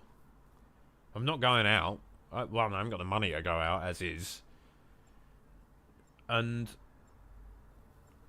again, with the comfort thing, I'm at a level of comfort where, and this sounds bad. This sounds worse than it probably is. But I'm at a level of comfort where, if I want to dress up nice, I've got clothes that'll do that. And obviously, I still want to impress her and other people. Like, not other people in that sense. I want to impress her and anyone. You know, anyone that I meet or whatever. I want to impress them. But at the same time as that, like... It's a tricky one, isn't it? It's sort of like, well... I don't know. It's a weird one. But I feel like... I get the urge to clothes shop every so often. I need some new loafers. I've lost my loafers I threw away when I moved for some fucking reason. I should have just cleaned them. I was like, oh, don't need these anymore. I did. I do need them. I've already picked an outfit for the work though. I'm gonna look fabulous. Started working straight out of uni and then had a crisis every month that I have to work till I'm probably like 102. Yeah, that's fucking real. Thing is, I've always been just above minimum wage. I've always been in relatively, not low paid jobs, but like, I don't feel overworked particularly, to be honest. So that, in my first job, towards the end, I felt overworked. I burnt myself out with that job. I fell out of love with it because of that. And it's a shame because some of the best moments of my life were in that fucking place. But towards the end, it was just intolerable. I had to leave. And if I hadn't left, realistically, I wouldn't be sitting here. So, it had to happen. As much as it pains me to admit it. But, after it happened, a lot of other people left. I'm not saying it was because of me. Just saying I was the catalyst that kept that place together. Spiritually, mentally, and physically. But, yeah, it wouldn't... Even if I'd stayed, it would have only got worse. So... No, and you know what? I've had trouble accepting that those days are done and gone. Like the guitar shop, I'm talking. I loved being there. And it obviously it changed, but like I used to enjoy going to work every morning, and I do at the moment, to be honest. Something like I enjoy the people I work with. I kind of enjoy what I'm doing. It's very repetitive and very monotonous. But I quite enjoy... You know, the first week I was in this job where I currently work, which I won't disclose because it's I mean, I think it would probably be a GDPR breach anyway, to be honest, if I did. But first week I worked there, I was like, what the fuck is going on? I don't like this. I don't think that this is for me. Like 6 months in, I'm having a really good time. It's weird. It's so strange. I don't know. I wasn't expecting it at all. And like the fact, I think as well, like the fact it came out of a redundancy in a situation that I just was not prepared or expecting. I think that's probably what's, I don't know. I'm kind of grateful, really, I guess, in that sense. So that's good. Got that going for me, which is kind of cool. Don't get me wrong, I'm not getting paid as much as I'd like, but I'm having a good time, so. 30s aren't that bad. I still feel mid-20s, but now care far less about things that used to bother me without being a miserable old bitch. Yeah, but the problem is, I'm already at the point where I don't really care about much. If some shit happens, I'm like, whatever. It's not happening to me now, so. This is what I mean about living in the moment. I don't think about consequences further down the line. I just go, that will give me a serotonin boost. Let's fucking go with that. You know? So, I'm an idiot in that sense.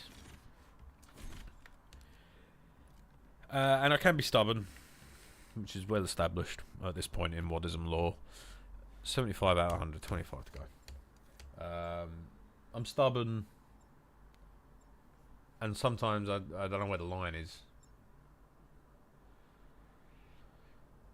And I like being miserable. I like sulking, I'm not gonna lie, I'm really good at it. I like being the centre of attention. Naturally. Which is weird, because I used to fucking hate it. I didn't like people talking to me. I'd like, if someone tried to make an example of me or tried to highlight something I did that I wasn't comfortable with, and that was like all the time. I was a pretty shy, quiet kid. Genuinely don't know what the fuck happened there. I'm now on the internet. Irreversibly, by the way. Like, everything on the internet about me now is permanent. It's like a tattoo. But, like, I'm fine with it. It's weird. You know what? YouTube's got a lot to answer for me, to be honest. Because, like, I don't know where. We'll go and, at some point, I'll get my my face reveal. Like, I could not talk to the camera. I was being quiet. I was like, hi. Now I'm just like, oh, fuckers. What's going on? And the thing is, it's one of them, the more you do it, the easier it gets. At first, the first few videos I did with Facecam, I would cut a shit lot. I would cut a lot of stuff out because I wasn't happy with the angle that I was facing or whatever at that moment in time, and I wasn't happy with how I looked in certain frames and stuff like that. And like, after a while, I think once the first couple of like meme pictures come out, like fucking Cave Wad, like once them sort of pictures come out, and the more time I spent doing it, and the more time I spent with friends and being on Discord and getting a bit of like a little bit of recognition on TikTok or whatever and stuff like that, no one was mentioning appearance. No one was mentioning, oh, this guy's a bit chubby, you know. None of that. Like, I was like, oh, so no one gives a shit. Like, all right, brilliant. As soon as that gets through your head, it's just like, okay, like, game on. Let's go. It's weird. But as for where the need for attention come from, I'm not sure. It's not even that I crave attention. I just like the feeling of making someone laugh. Not even in a wholesome way. Because I feel like, I don't know. You know what? So I'm going to use Blue as an example here. Because I feel like we don't see it differently necessarily, but we chemically react differently to this or process this differently. I feel like Blue makes people laugh because he wants people to feel happy. He wants people to feel nice. Because ultimately, that's kind of his thing. I make people laugh to feel better about myself. Like, I do it so that I can be the centre of attention. And so these people go, this guy's kind of funny. It's about me. I'm the fucking main character. Alright? No one else. Me. I make the joke at work a lot that I'm the main character, and they've all given up. Oh, they're like, yeah, you're the main character. I'm just like, yeah, I'm the fucking guy. You know, you need a laugh. This guy. And I think it's like the awkwardness and the tardiness. I don't know what it is. And I'm not gassing myself up here saying I'm the funniest person ever. I know I can be funny. But I also know that I can be stupid as shit. So I guess it's a balance. But I like being stupid as shit. Hello, Sean. Is it Sean or Sian? Or Sean? Or SIM? You pick. But hate being the centre of attention and compliments. Fastest way to make me uncomfortable. Nah, see, I'm polar opposite. Used to be like that. Used to be like, oh, don't look at me, don't look at me. Now I'm just like, more. More. Compliment me more. Tell me you love me. And it wasn't for lack of being loved as a kid, to be honest. I had a very loving childhood. Probably a bit too much in the eyes of the law. No, that was a joke. But, yeah, no, I had a good childhood. Like, I'd be lying if I said any of it was bad, really. You obviously had tantrums and shit. You're gonna have tantrums, you're a kid. The divorce wasn't great, but, like, not my divorce, my parents. Just to clarify. I'm not a divorcee, but I'm a child of divorce, so that might be psychologically where some of it comes from, I guess, maybe. But it wasn't even after that. It wasn't like I wasn't given attention or given, you know, I still felt comfortable and I was looked after and I was made like. And to be fair, I don't know what the full deal with mum and dad was. I have no interest in it particularly. I just know that the situation is what it is. And I was 13, so I don't really remember it particularly, to be honest. But I know what the situation is. I didn't want to ask. It's not my business, really. I know I'm caught in the middle of it as the kid of it, but like, it's not my business, you know. I don't want to know. I'd rather not know, quite frankly. But in that, they did the best they could for me and my sister out of the aftermath of it. So, and to be fair, like, I kind of, not resented, but like, I kind of blamed my mum a lot for it, I think. Just because I think she was probably the instigator of it, but equally, I think it had to happen. Very deep for a Wednesday evening. Oh yeah, we're going through the Hurt Locker tonight. I've opened up, we're having a good old look inside. It's great, I'm having a good time. I'm actually having a good time, to be honest. It's nice to just talk. But yeah, anyway, I think it had to happen. I don't know the ins and outs of the situation, but clearly, if they weren't happy, then, and if it gets to that level of unhappiness, then yeah. Gotta happen, you know. And it's obviously much more complicated than just being in a relationship. With a relationship, I feel like, yeah, you can end it and it will be shit. It will hurt. And the idea of that person being with someone else would be horrible. I guess circumstance depending. But at the same time, like, a marriage is fucking complicated, especially when there's kids involved as well. And I guess it could have been much worse than it was. Like, neither parent tried to make me turn against the other one, or anything like that. It was civil, and I think as pleasant as it could have been. So, like, fair play to them. Like, I think I learned more through that divorce than I did in the 13 years prior to it, you know? Because it does challenge your idea of how the world works and how things should be, and it keeps you... I think, like, one thing I learned from it, which I only sort of really applied when I was 18, 19, 20, like, I sort of started to put pieces together and go, like, oh, right, okay, it wasn't... I mean, I never knew it, I never thought it was my fault, but, like, it, you know, as I got older, I'm like, they're humans too. They're not... Then the thing is, I think a lot of people forget this, and I do as well. Your mum and dad aren't just your mum and your dad. They're people with... They're just other people with friends, you know, with jobs, doing all the same shit that we do. Do you know what I mean? Like, everyone's going to see it themselves, but I think a lot of people forget that parents are exactly the same just because they're a parent, you know? It's a tricky one. So, parents split up multiple times before finally divorcing. It should have happened years before it did. So I think you're right. Something needs to happen. Yeah, I think... Yeah, like I said, as much as I held it against my mum really at the time, and I think that part of me still does to an extent, just because it's psychologically embedded in there.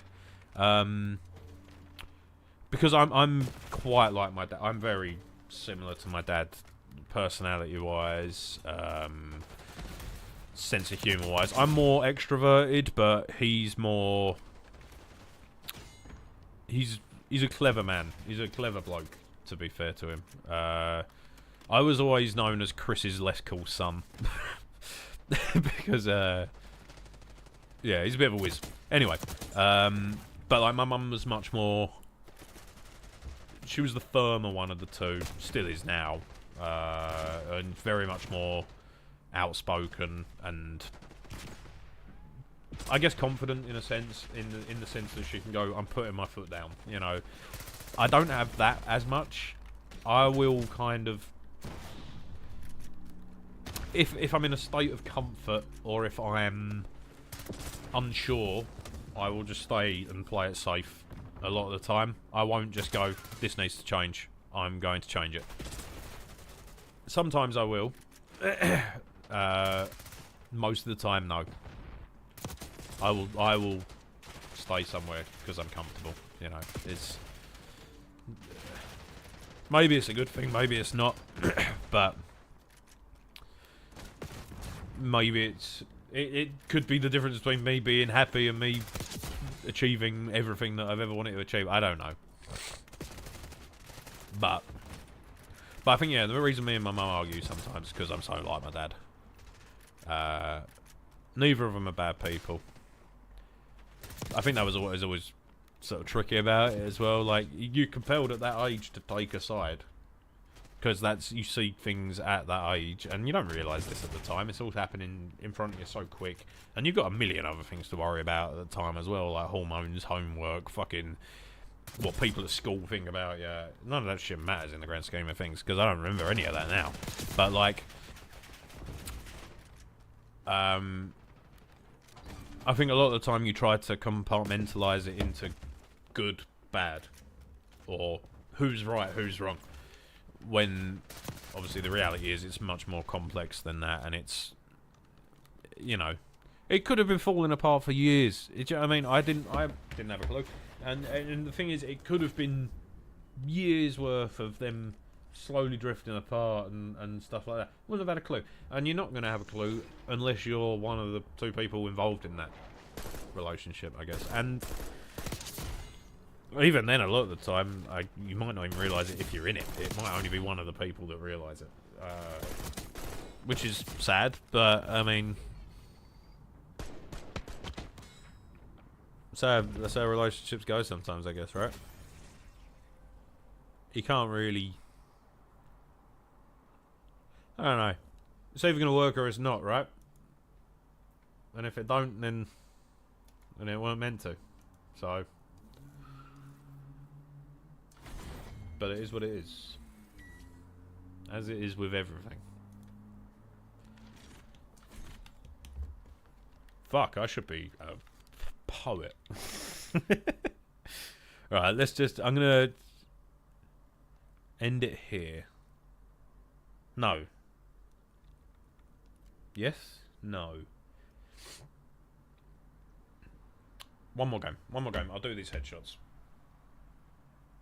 I don't know if I can be bothered to go live on TikTok at this point, to be honest. I was gonna, but like after this conversation, I'd kind of want to carry this on, but TikTok don't want to hear this shit. This is not a conversation to be streaming on TikTok, so I think I'll just pass the opportunity and just maybe do it tomorrow. I'm enjoying this. Like that's the thing. It sounds deep, but it's not that deep. It's just analysing things from a logical perspective, I think. That's all it is. And, yeah, I don't know. Like, I'm enjoying talking, though. You're playing zombies. Is it good? But yeah, I quite enjoyed, like... You know what? We have one of these every so often. And it's healthy to have. Thanks for coming to your TED Talk. Yeah. No, it's healthy to talk like this. You know, like, it's good to be able to process your emotions and actually be aware of yourself. You know, like, you're only human. Like, it's justified. We all feel shit. And it's not always good shit. It's not always bad shit. It's, you know, you're allowed to feel. It'd be weirder if you didn't, you know? I could be better at communication. That's one of my flaws. I have several flaws. I got a lot. there's a lot going on. There's a lot going on with this guy that I wish I could change, but ultimately I've accepted the fact that most of it kind of makes me who I am, so it is what it is. But yeah, no, my point is, I don't know what point I'm trying to fucking make. No, my point is, I like deep conversations. They're nice. It's retrospective.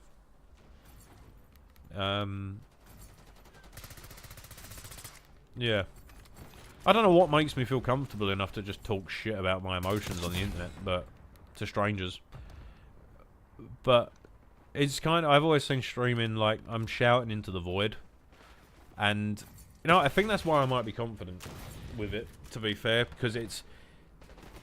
I remember when I started, it was like seeing the audience as individual people or whatever, whereas now it's sort of like a collective, kind of. And not because of numbers or anything like that, just because of where I've been doing it for so long.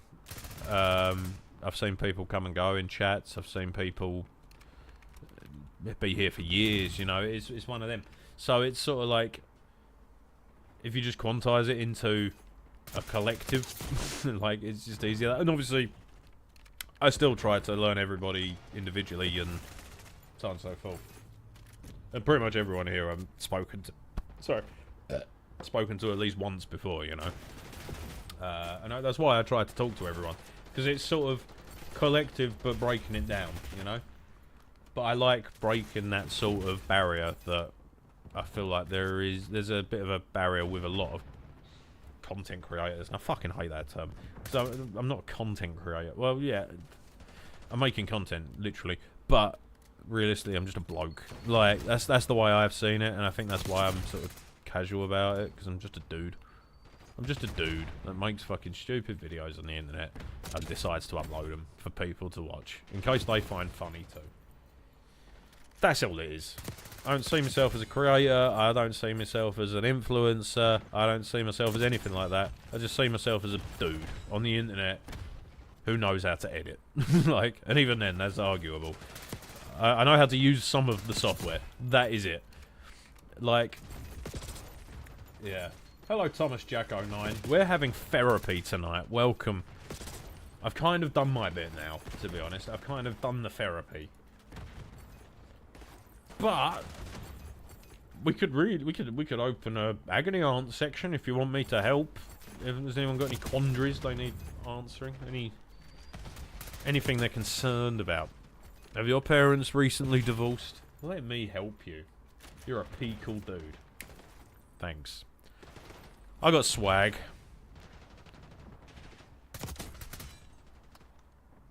What the fuck is wrong with me?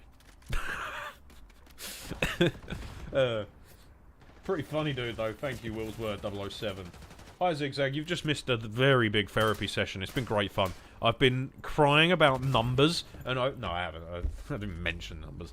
The only number I'm interested in, Zigzag, is your mother's phone number. You do influence the autism, though. No, I encourage it. There's a difference. You know what? I feel like this is kind of my personality raw. You know, like tonight has been raw. Like that's just been me chatting.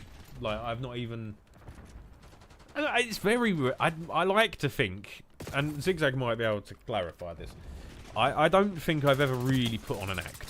I like to think. I like to think I'm pretty genuine, and I come across as I am as a person. Personally, I like to think that. Zigzag, please confirm or deny. Am I actually a dick in real life? As well. But, no, like... I don't know, I don't feel like I come across any differently. I'm just being me. But I think that's probably why we've always been a little bit relatable to an extent, because it's not like we're putting on an act or trying to be someone we're not. We're just...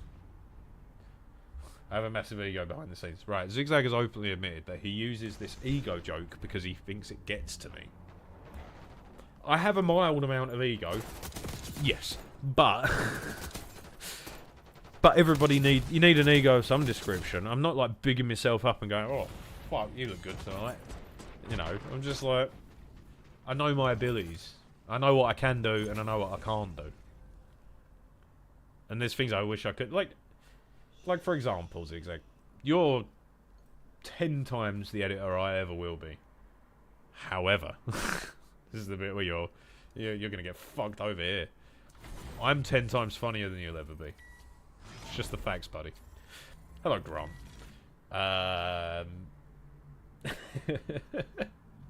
Thanks, Zigzag. Thank you for following the plan. Nah, I'm playing. But, yeah, I don't... And to be fair, I don't... There's no one in the group, extended group as well as just the Winkers. Everyone is pretty much how they come across. There's maybe like one or two things that are a little bit... Obviously, there's sides to each other we see behind the scenes that you wouldn't see in videos. Naturally. But, yeah, I don't think anyone particularly puts on a show for... sessions. A show in the sense of a whole different personality. Like, they can just change it up like that. When I'm in funny autistic mode... You know what, though? I've realised that's not even me putting on a show. That's kind of like... I just get in that mood sometimes. And that's just... I get a bit wacky with it. I've noticed the last 3 days this week, every day this week, I'll get in work, I'll have a coffee... About 20 minutes later, loud will come out. Like, loud me will come out. I will be loud and I need to be the centre of attention for that 20 minutes. And I need to be the funniest one in the room. Otherwise, it's everyone else's problem. So I need that for sessions, basically. Once we get past that, we can move on. And the other guys can have some jokes, you know. I'll give them some lines in the videos. I don't know if you're allowed to say that word, Zigzag, are you? I think that's a slur. Is that a slur?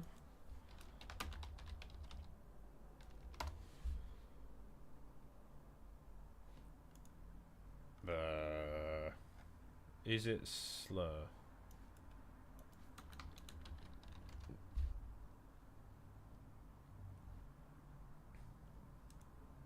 Oh, no, I think you're fine. I think you're fine. I thought it was a slur, but you're safe.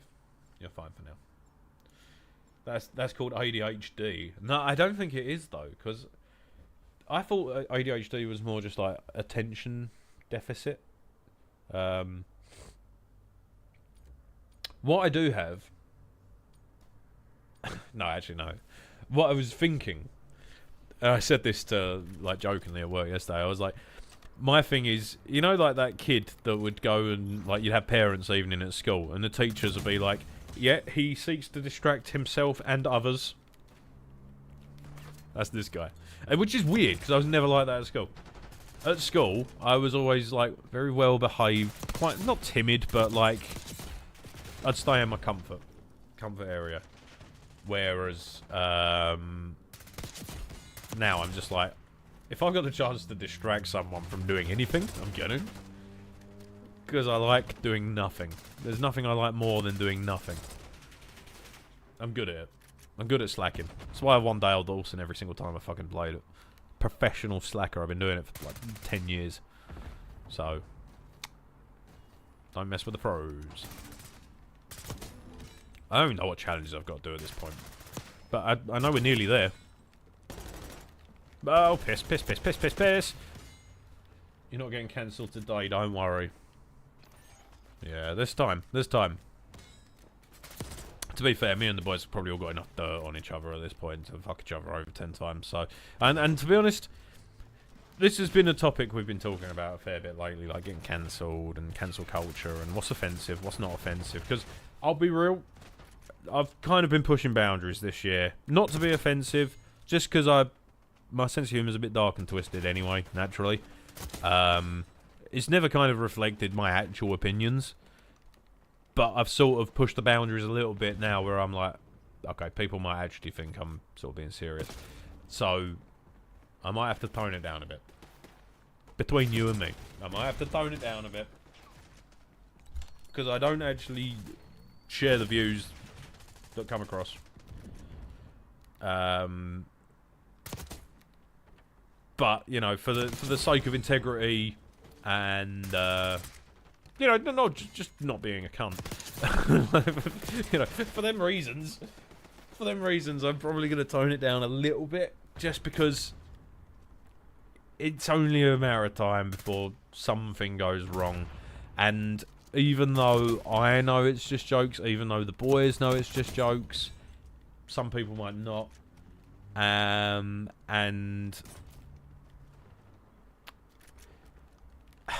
I'm worried, essentially, right? So I feel like I'm at my best and most comfortable when I'm allowed to be a bit edgy, a little bit, not dark, but like morbid, you know, jokes that I've always, not for any reason in particular, I've just always had an interest in jokes that you shouldn't tell, like, not because I find them, it's not like dark humour is funny, because humour's totally subjective.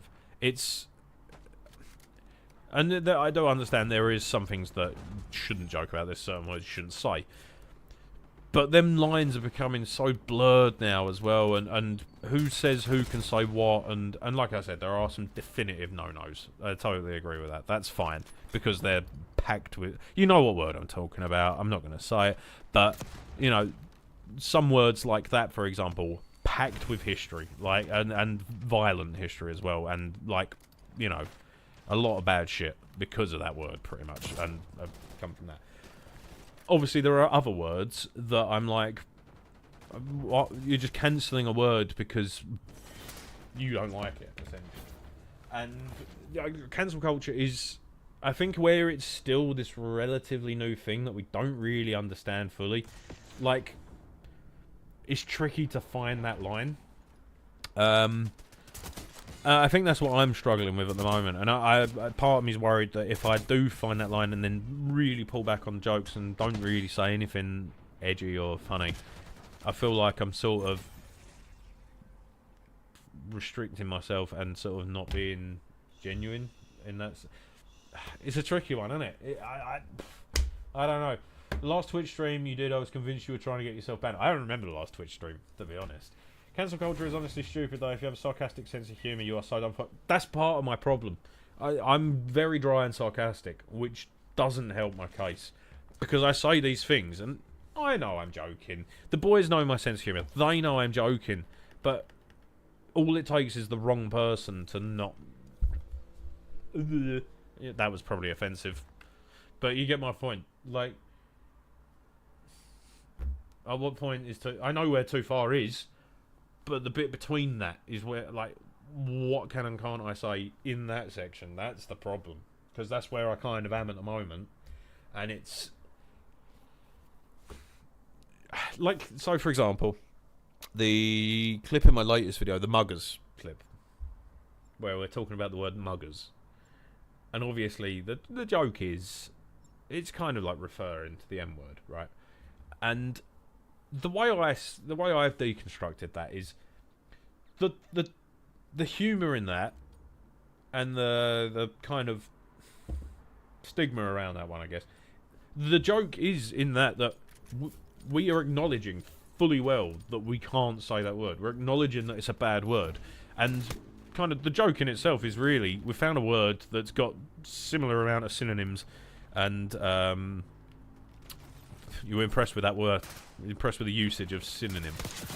Syllables. It wasn't even fucking synonym. It was syllables. Syllables was the word I was looking for. But yeah, same syllables.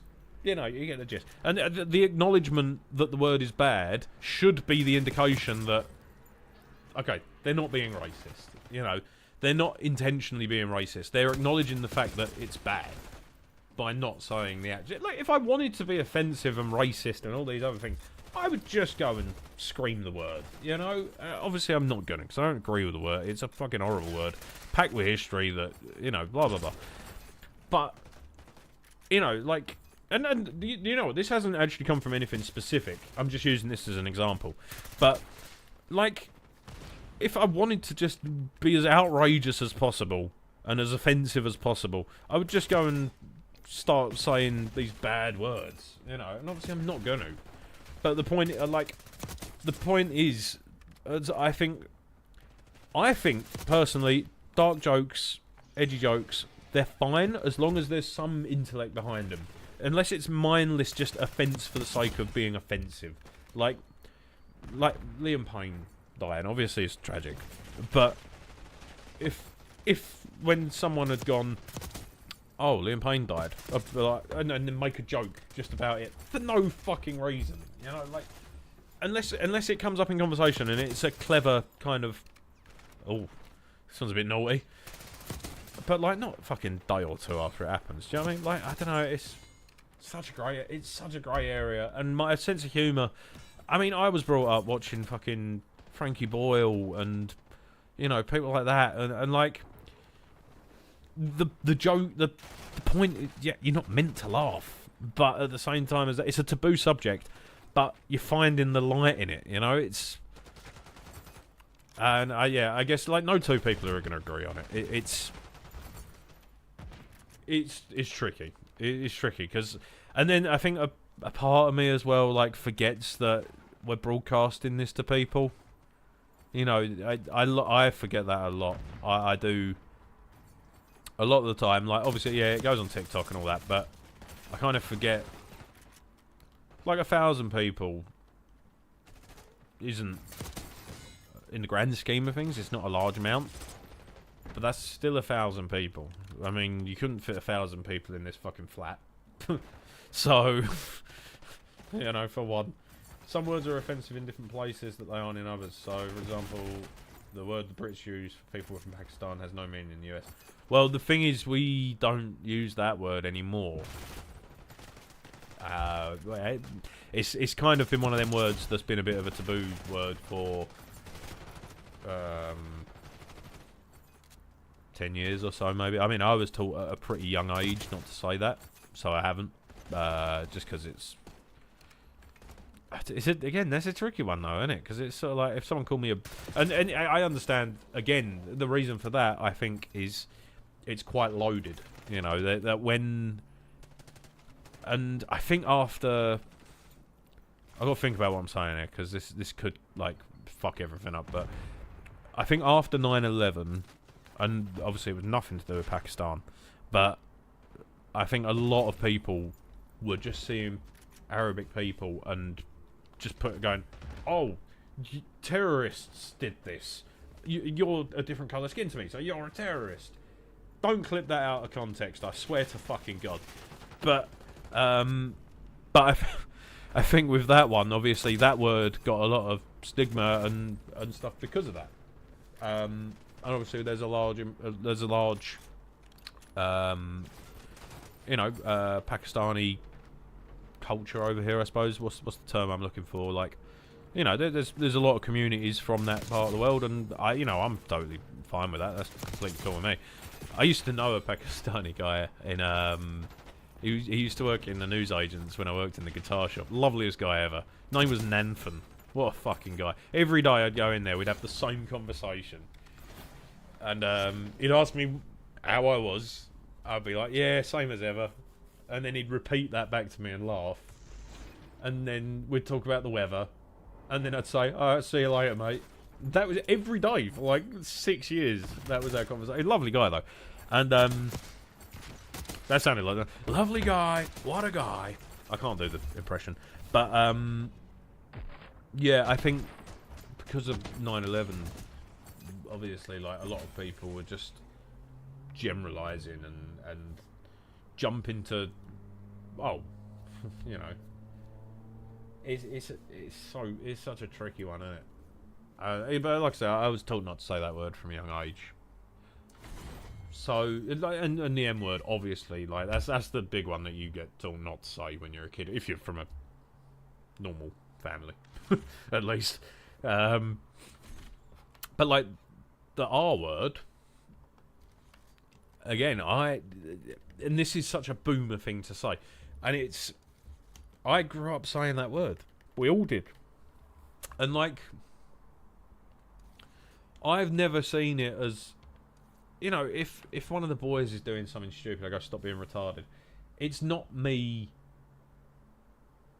I've never personally, at least, and I can see why people do. I've never processed it as a me taking the piss out of disabled people. I've just always seen it as a bit, you know, you're a bit tardy, or it's literally French for slow, you know, retard. It's literally the French word for slow. So it's just me saying, oh, stop being an idiot, like, essentially. And then that like a couple of years ago, oh, you can't say that. I'm like, but what was the difference when I was saying it 5 years ago? You know, the other one I learned about recently, midget. I didn't, again, sorry if that's offended anyone. If there are any short people watching, I am your king. Bow down. But, for example, there was a joke I put on, and this is what I mean. Humour is so subjective, because you don't know who's going to hear it, firstly, when you're putting it on TikTok, and you don't know who's going to, of the people that hear it, you don't know who's going to find it funny, and who's not going to find it funny. And then, of the people that don't find it funny, you don't know who's going to kick off about it and who isn't. And then the ones that kick off about it, you don't know who of them are going to make a fucking twit longer and find every wrong thing you've done in the last 10 years and all the outstanding harassment cases against you that I'm legally not obliged to talk about, etc., etc. You know, it's such a... I've got a very itchy nose. I'm sorry, I've just got to get up there and get all that out. So yeah, it's such a...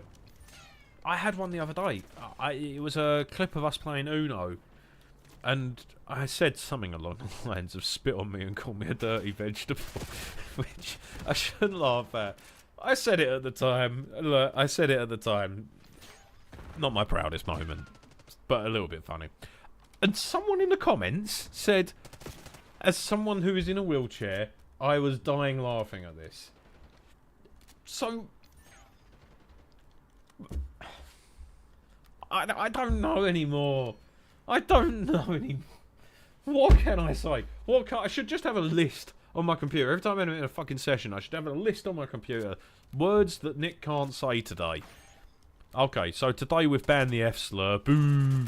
And, oh, okay, you're not allowed to say the R one today, except you probably will at some point because you're a bad person. And, you know, that depends on the other people, really, as to whether or not I say that word, realistically. If they're being that word, then, you know, I'm going to call them out on it. I've already said it tonight. I don't know why I'm not saying it now.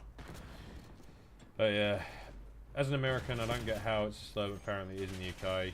You're not actually calling them mentally disabled, just making a joke they did something dumb. Midget should not be a slur. What would we say, vertically challenged? I think so, yeah. But the thing is, I could be like, I don't think you should tell fat jokes.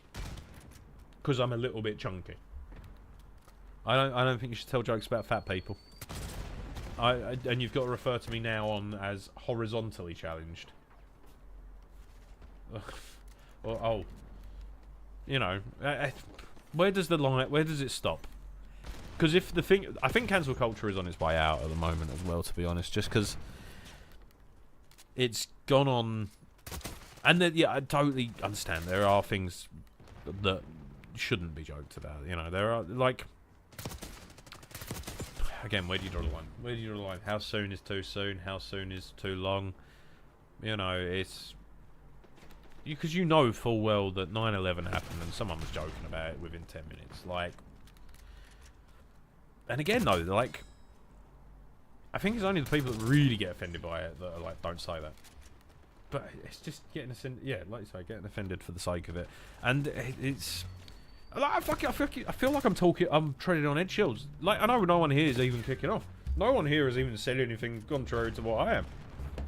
But I feel like I'm walking on eggshells just talking about it, you know? And it's like, out of fear that someone else might have a different opinion to mine. That's the mad thing. Like, how can we live... We live in a society. How can we live in a world where you can't say something without fearing like that someone's gonna... And it's not even that I'm worried about getting cancelled, to be honest, because let's be honest, I'm fucking irrelevant. How are you gonna cancel someone that fucking just about pulls 1k on a video? Like, that would be, I believe that would be referred to as a it wouldn't be a cancellation, it would be referred to as a debacle, perhaps. Or maybe, like, incident. It wouldn't be cancellation, it'd just be like, oh, the racism incident of 2024. I mean, fuck, I started the year, and the thing is, out of context, yeah, totally see the fucking wild side of this one. But, like, there was context. That's the thing. It depends on the context, firstly, foremost. And secondly, it depends on actual political stance and stuff like that as well. But even then... Don't get me wrong, I fucking hate racists as much as the next guy. But, you know, everyone's entitled to a political opinion. That's the worrying thing. And there's clearly a right and a wrong opinion. We all know that it's wrong. We all know racism's wrong. Totally. But it pains me to say that these people are entitled to their opinion, even as wrong as they are, as bigoted as they are, as incorrect as they are, and fucking as, I don't know what the fuck they are, as scumbag as they are. Unfortunately, they are entitled to an opinion. Just as much as I am. So to clarify, my political opinions. Don't like racism. I don't like genuine racism. That's the thing. Like, I obviously my sense of humour, I dance around topics, but I would never go out and actually be offensive to people of colour, and I would never go out of my way to be spiteful and nasty towards different cultures. I'm very fascinated with different cultures across the world. I read a lot of history. I like to know about different cultures' history. You know, stuff like that. I'm very intrigued about why places are the way they are and how the world works. And I like to think I'm very open-minded with that sort of stuff as well. Don't like rich people. But, like, I feel like you can go... With that last point that I was saying, I feel like you can then go too far with that opinion, where you're like, well, us white people are the worst thing that's ever graced this planet, and white men are the problem. Don't get me wrong, white men can be dicks as much as the next guy, but fucking anyone on the planet can be a dick. Do you know what I mean? Like, just don't be a dick. That's maybe what we should all just fucking get in our heads. Just don't be a twat. that's my political fucking belief. Don't be a cunt. Sorry for my French, everybody. We got me riled up now. Just don't be a dick. It's not difficult, is it? Just don't go and kill people, firstly. You know, don't... Even if you disagree with someone's opinion, be it political, humour, whatever, live and let live. Who gives a fuck? You know, unless someone is a dick to you first, don't be a dick back. Just be nice, be polite. It's not a difficult concept to get your head round. I've always tried to quantise it into more than that, but it's as simple as that, realistically, my political beliefs. Just don't be a twat. Like, you know, there's a lot of shit I don't agree with in this country in particular. The way it's run is just, well, I mean, it's still early days of Labour government, we'll see. Well, after today's budget, maybe. We'll see. I know what's going on. But, we're not under the Tories anymore, so there is that.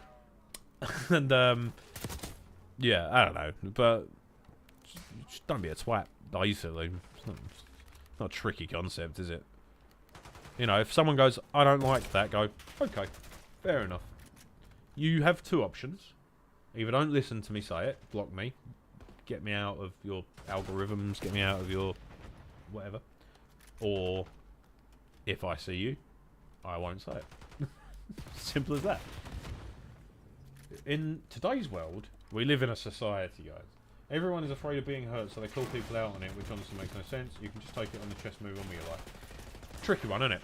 Sorry, drinking painter. I wasn't ignoring your message. You just caught me on a severe tangent. I'm not gonna lie, I was fucking yapping.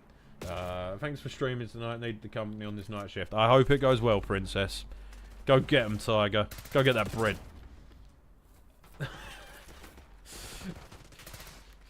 I'm sure whoever works a night shift would love to hear that sentence. But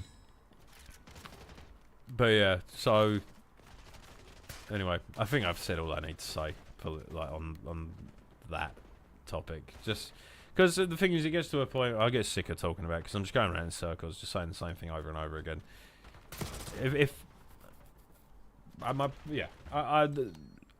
I'm pretty in the middle politically, to be honest. Don't get me wrong, I despise being under the Tories as much as the next guy, but we're going into a Labour government which is yet to prove itself, so we'll see.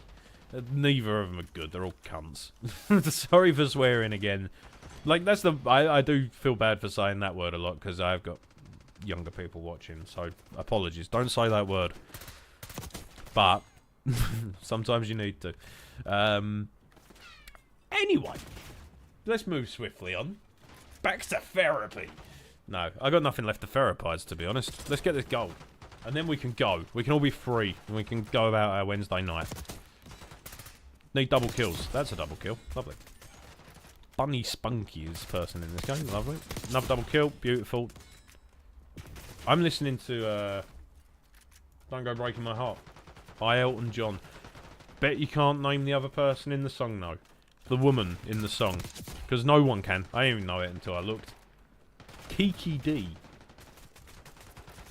Your guess was as good as mine, I won't lie. Didn't even know that was a person. Wouldn't have guessed, to be honest. Is that another one? No, that's not. Doesn't count. Fucking bro's ripping it up out here. That's a double kill. And a team kill by my own team. Lovely. How's everyone else's Wednesday? Enough about me yapping for like 3 hours. How are we? How's everybody else? How's everyone here? What's going on? Are you all at work? You enjoying Black Ops? What are we thinking? Hello, Fig Quig. It's a great name, by the way. It sounds like a fucking Star Wars extra. Sound like a background character in Mos Eisley Cantina. What a great name. Yeah, you've heard of Glup Shitto, but have you heard of Glip Quig? Thin Quig. I don't know, sorry, I didn't get your name.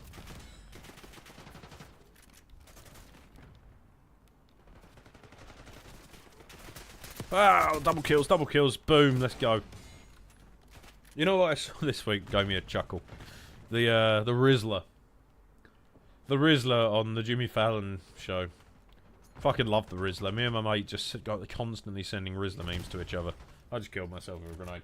Hello, Ben Fryer. What's going on? Pretty good. Played some tennis with some mates.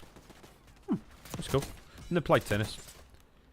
What did I do? Instead of tennis, I have straight sex.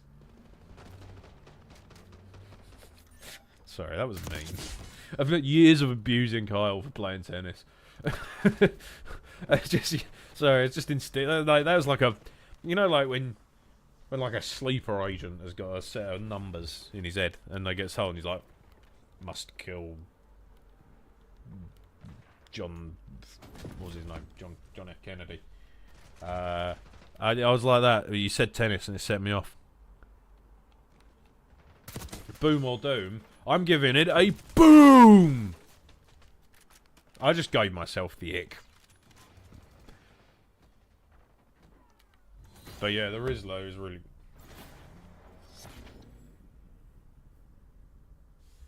How many booms does Black Ops 6 get? 3? Boom! Boom!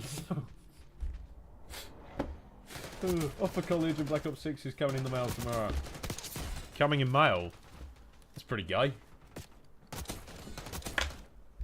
That's another one that I'm upset about, actually, while we're here. You know what? The amount of times growing up, someone would say something like, oh, I'm doing this with my brother on the weekend. I'd be like, gay. Can't say that anymore. All I do. It has been funny. I've been bringing... I've been bringing that one back. That's been fun. I love... No offense taken. That's what we love to hear. This HE1 camo grind is annoying, to be honest. What camo grind? What one are you doing? How many more double kills do I need? And then we've got to get fucking 3 kills without dying 10 times. Long. Although that is basically... that.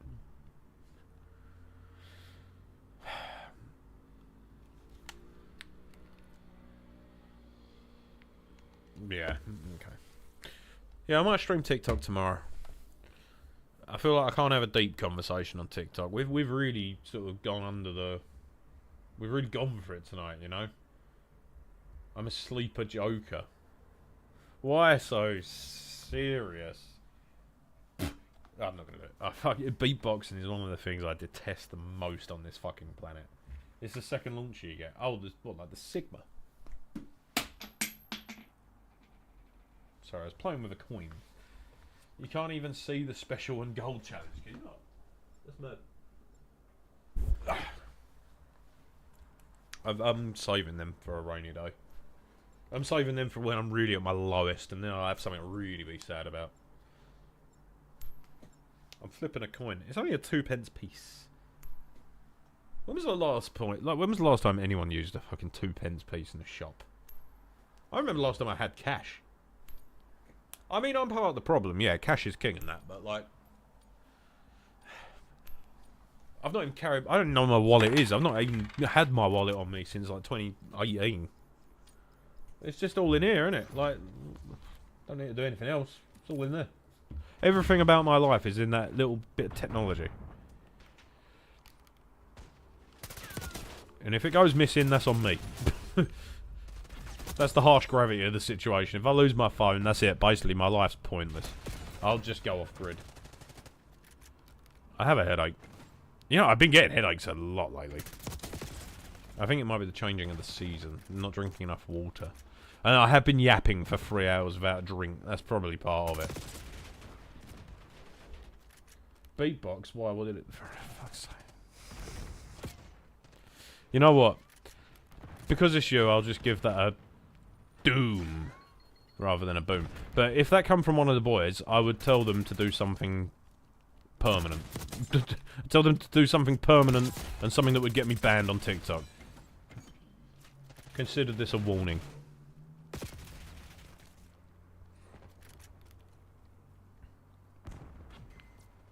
I've grown to actually quite enjoy this map. I'm not gonna... The only fucking gripe I've got with it is that roof. That roof and that bus can fuck off. Sick of it. But other than that, this map gets a boom! I'm so brain rotted. I'm fucked. 28 and sitting in my room on my own at 9 o'clock on a fucking Wednesday going boom because some funny guys on the internet who's going to Costco do it. I'm cooked. Headshot. Lovely. And you know what? We're going to revive this guy because we're such a cool dude. Back in the fight, soldier. You're dead. Yeah, I just killed a woman. Again. What of it?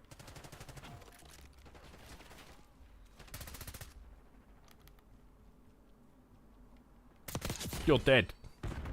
This thing's a headshot magnet, dude. Like, bear in mind, right? Bear in mind, we're only halfway through one of the guns. We were halfway through the AMES when I started this stream. I've not only done the AMES, but I've also pretty much done this as well. That's probably... I think that must be the gold. Yeah, there you go. Yeah, like... This camo grind is going to be a piece of piss. But it will be kind of fun, which is the main thing. I think that's the main thing. Like, as long as it's fun, I don't care. Oh, wait, I've got to get 3 kills without dying, haven't I? 1. That's 130 kill streak, realistically. Concentration pace. There we go. 3 kill streak. Bosh. I think that might count as 2.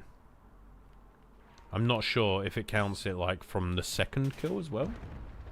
They did that for a bit, I think, on one of them. Shit.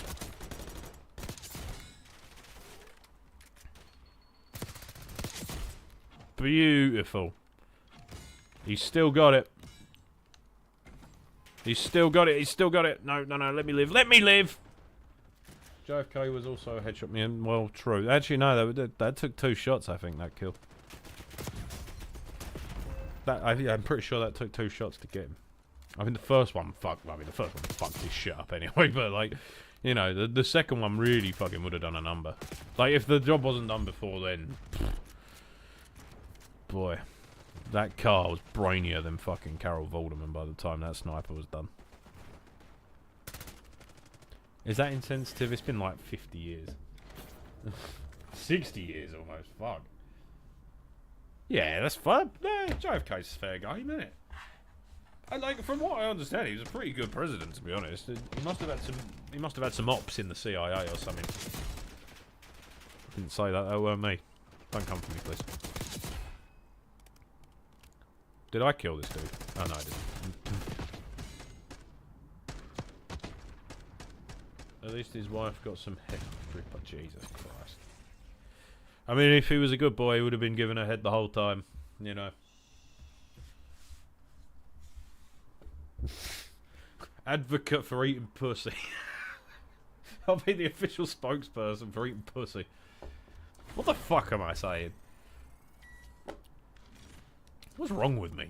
This is what I mean. Just like live in the moment. Just say things that have probably got consequences somewhere down the line.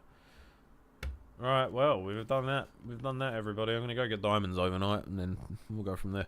But I'm going to end it there. It's been a pleasure.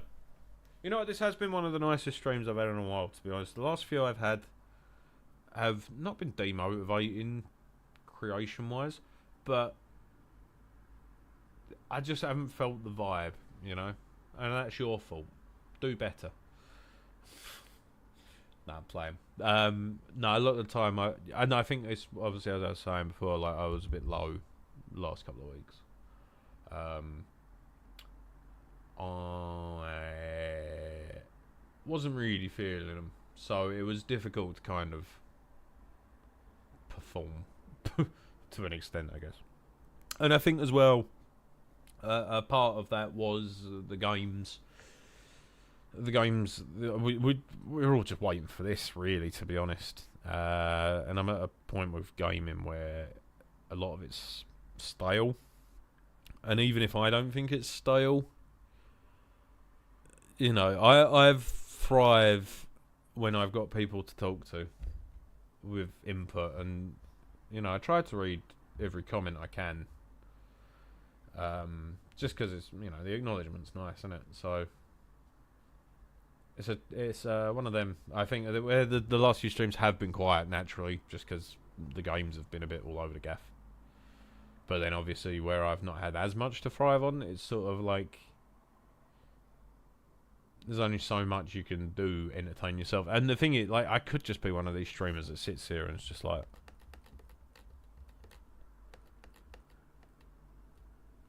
but like I couldn't do it. I've tried a couple of streams and I'm like, right, talk less today, Nick.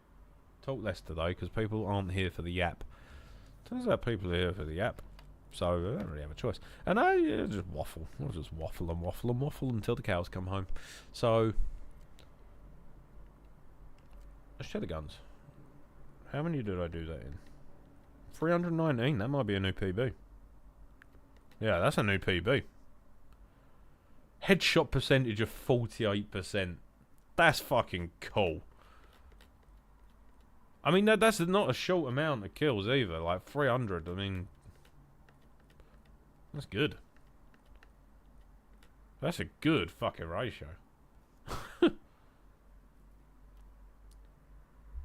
Okay, everybody. Right. Yeah, I think that's everything. I've apologised for potential cancellations, so we're basically clear and we've got the green light to just be offensive. So there you go. I can just bump this back up when next time I say something wrong. Apologised for, well, nothing really. I owe no apologies. Fuck you all. But yeah, thank you for tonight, everybody. It's been nice. It's nice to just scream into the void sometimes, you know. But yeah, have a jolly good day, everybody, and I'll see you in the ether somewhere, maybe. Goodbye, everybody. Have a. This sounds like I'm ending it. I'm not. I'm fine. Blink twice if you're in. Yeah. Anyway. I'm very bad at ending these things. Sorry. Bye.